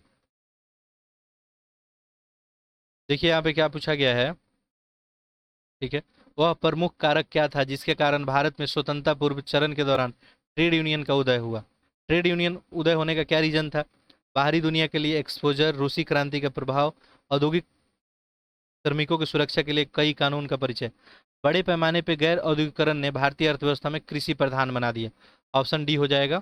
ठीक है, तो स्वतंत्रता से पहले जो है ट्रेड यूनियन लाने का यही वजह था। आगे देखिए 89, पूछा गया है कि भारत में जो है स्वैच्छिक मध्यस्थता की धीमी प्रगति में योगदान देने वाले कुछ कारक क्या हैं। मान्यता प्राप्त यूनियन, कानूनी बाधाएं, उच्च लागत की अनुपस्थिति, अधिनिर्णय की आसान उपलब्धता, सरलीकृत प्रक्रिया का अभाव और उपयुक्त मध्यस्थता में कमी। यही जो है स्वैच्छिक मध्यस्थता का यहाँ पे जो है धीमी प्रगति के लिए यही वजह हो सकता है, ऑप्शन बी होगा। क्वेश्चन 90 देखें, मार्क्सवादी दृष्टिकोण के अनुसार निर्णय लेने की प्रक्रिया में समानता का जो है अपेक्षित स्तर क्या है। टॉप डाउन निर्णय, निर्णय लेने में मंचों में श्रमिक और संघों का प्रतिनिधित्व, ऑप्शन यहाँ पे बी हो जाएगा। यहाँ पे मार्क्सवादी दृष्टिकोण के अनुसार पूछा था। ठीक है, अगला देखिए, सामूहिक सौदेबाजी का क्या तात्पर्य है। ये भी रिपीट हो रहा है क्वेश्चन आपका, एक समूह द्वारा सिंपल है बातचीत। ठीक है, आगे देखिए 92, यहाँ देखिए क्या पूछा गया, निम्नलिखित में से कौन सा जो है जॉब बर्नआउट से निपटने का तरीका नहीं है। ठीक है, समय निकालिए, नए कर्तव्यों के लिए पूछे, समस्या को अनदेखा करें, अपनी नौकरी का विवरण स्पष्ट करें।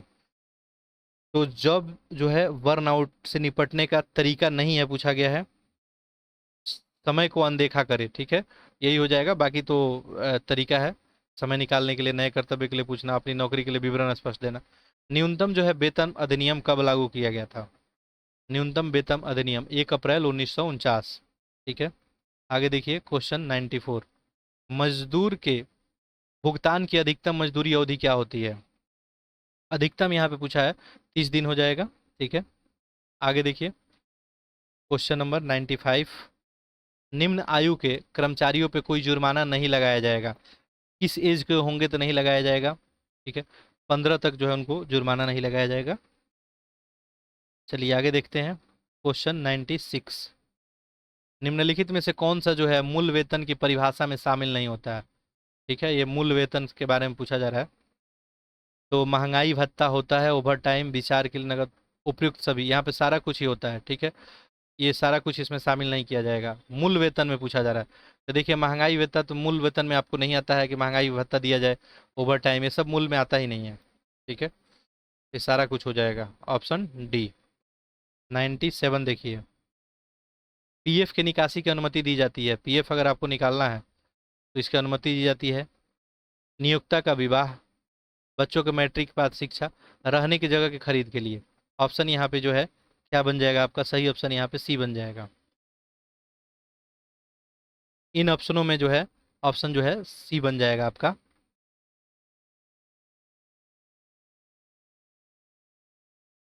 चलिए आगे देखते हैं क्वेश्चन नंबर 98।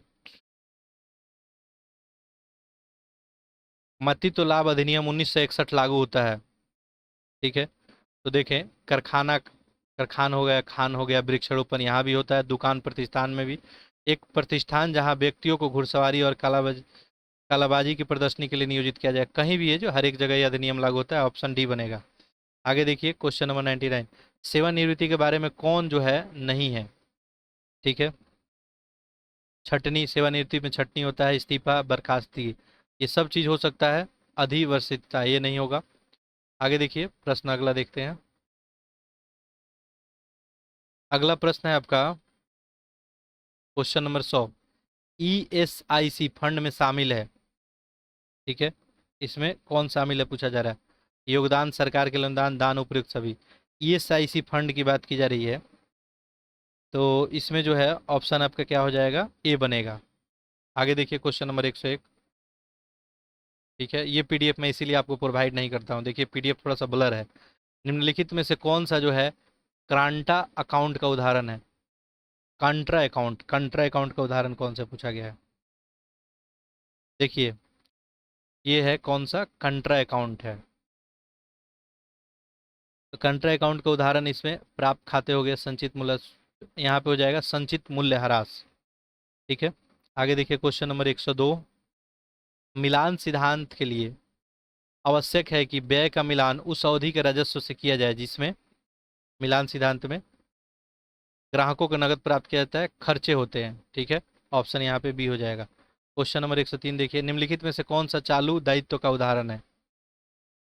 चालू दायित्व का उदाहरण कौन है इसमें? 5 साल का देय नोटिस, प्राप्त खाते, प्रीपेड देय खाते। ठीक है, आगे देखिए क्वेश्चन नंबर 104। देखिए यहाँ क्या पूछा गया, कौन सा वित्तीय विवरण एक विशिष्ट समय पे कंपनी की वित्तीय स्थिति को दर्शाता है? आय विवरण है, कैश फ्लो विवरण, बैलेंस शीट। देखिए बैलेंस शीट ही क्या करता है, कंपनी के जो है विशिष्ट समय पे वित्तीय विवरण को दिखाता है। ये भी प्रश्न हम लोग पहले किए हुए हैं। अगला क्वेश्चन नंबर 105 देखिए। लेखांकन में प्रविष्टियां को समायोजित करने का उद्देश्य क्या है? लेखांकन में देखेंगे नगद लेन देन रिकॉर्ड करने के लिए, प्रोद्भवन और स्थगन के लिए, खाते के शेष राशि के समायोजन करने के लिए। अगला देखिए क्वेश्चन नंबर 106। क्या पूछा गया है? नवंबर 2022 में महिलाओं बालिकाओं को डिजिटल रूप से कुशल बनाने और साइबर स्पेस में उनकी सुरक्षा को सुनिश्चित करने हेतु डिजिटल शक्ति 4.0 अभियान प्रारंभ किया गया। किस मंत्रालय के द्वारा प्रारंभ किया गया? ये राष्ट्रीय महिला आयोग के द्वारा शुरू किया गया है, डिजिटल शक्ति 4.0। अगला प्रश्न देखिए। सौर ऊर्जा की स्थापना और पंप सेटों और सौर ऊर्जा में जोड़कर किसानों को डिजिटल पर निर्भरता समाप्त करने के उद्देश्य से प्रधानमंत्री कुसुम योजना प्रारंभ किया गया था। योजना से आपसे क्वेश्चन तो पूछा ही जाता है। ये कब किया गया था? 2019 में। ठीक है, आगे देखिए क्वेश्चन नंबर 108। देखिए क्या पूछा गया है। निम्नलिखित में से आपको किस बीमा पेंशन योजना का संबंध असंगठित क्षेत्र के कामगारों से है? असंगठित क्षेत्र, ये देखिए ये हो जाएगा अटल पेंशन योजना, ऑप्शन ए हो जाएगा। आगे देखिए क्वेश्चन नंबर 109। राष्ट्रीय शिक्षा नीति 2020 में परिपालन में निपुण भारत के लक्ष्यों की प्राप्ति हेतु मिशन अंकुर का शुभारंभ किस राज्य में किया गया? ये आपका मध्य प्रदेश में। आगे देखिए क्वेश्चन नंबर 110। पीएम गति शक्ति मिशन को जो है गति देने के लिए कारकों में निम्न में से कौन सा एक नहीं है? पीएम गति शक्ति, देखिए बजट में इसका बात किया गया था, जिसमें सड़क था, रेल मार्ग था, आपको हवाई मार्ग भी था, विमानपत्तनम, माल परिवहन, जल मार्ग, लॉजिस्टिक था। तो इसमें पूछा जा रहा है कौन नहीं था, तो ये उर्वरक इसमें नहीं था। आगे देखिए पीएम श्री योजना यानी प्रधानमंत्री स्कूल फॉर राइजिंग इंडिया के तहत देश भर में कितने स्कूलों का विकास और उन्नयन जो है किया जाएगा? ये जो है 14,500। अगला प्रश्न देखिए, क्वेश्चन नंबर 112। केंद्रीय सामाजिक न्याय और अधिकारिता मंत्रालय द्वारा हाई स्कूल तक अनुसूचित जाति के बच्चों को उच्च गुणवत्ता शिक्षा उपलब्ध कराने हेतु किस एक आवासीय शिक्षा योजना की शुरुआत जून 2022 में की गई है? जून 2022 में देखे थे, कौन था योजना? ये श्रेष्ठ था। आगे देखिए क्वेश्चन नंबर 113। देखिए क्या पूछा गया है ये, निम्नलिखित कथनों में कौन सा प्रधानमंत्री स्वनिधि योजना के संबंध में सत्य है? यहाँ पे सत्य बताना है आपको, ठीक है। बाकी देखिए ऑप्शन नीचे दिया गया है। देखिए पहला है कि ये जो योजना है जून 2022 में शुरू किया, सॉरी 2020 में शुरू किया गया था। स्वनिधि 2020 में ही आपको ये शुरू किया गया था। और इस योजना को अभी आपको पता है कि 2022 से 2024 तक बढ़ा दिया गया है इसका अवधि, ठीक है। ये भी सही है। इस योजना में जो रेहड़ी पटरी वाले बिना किसी जमानत के जो सस्ता जो है ऋण ले सकते हैं, तो तीनों ही स्टेटमेंट सही निकल गया यहाँ पे। तो ऑप्शन क्या हो जाएगा? ऑप्शन डी होगा। 114 देखें, राष्ट्रीय जो है मुद्रीकरण पाइपलाइन के संदर्भ में निम्नलिखित में से कौन सा कथन यहाँ पे आपको गलत बताना है, ठीक है। बताइए इसके बारे में कौन सही नहीं है। देखिए जो मुद्रीकरण पाइपलाइन है नीति आयोग विकसित किया गया है, सही है। 2022 से 2025 में 4 वर्षों में 6 लाख करोड़ का मुद्रीकरण क्षमता का अनुमान लगाया गया है। दोनों स्टेटमेंट ही यहाँ पे सही है, तो यहाँ पे तो कोई असत्य नहीं है।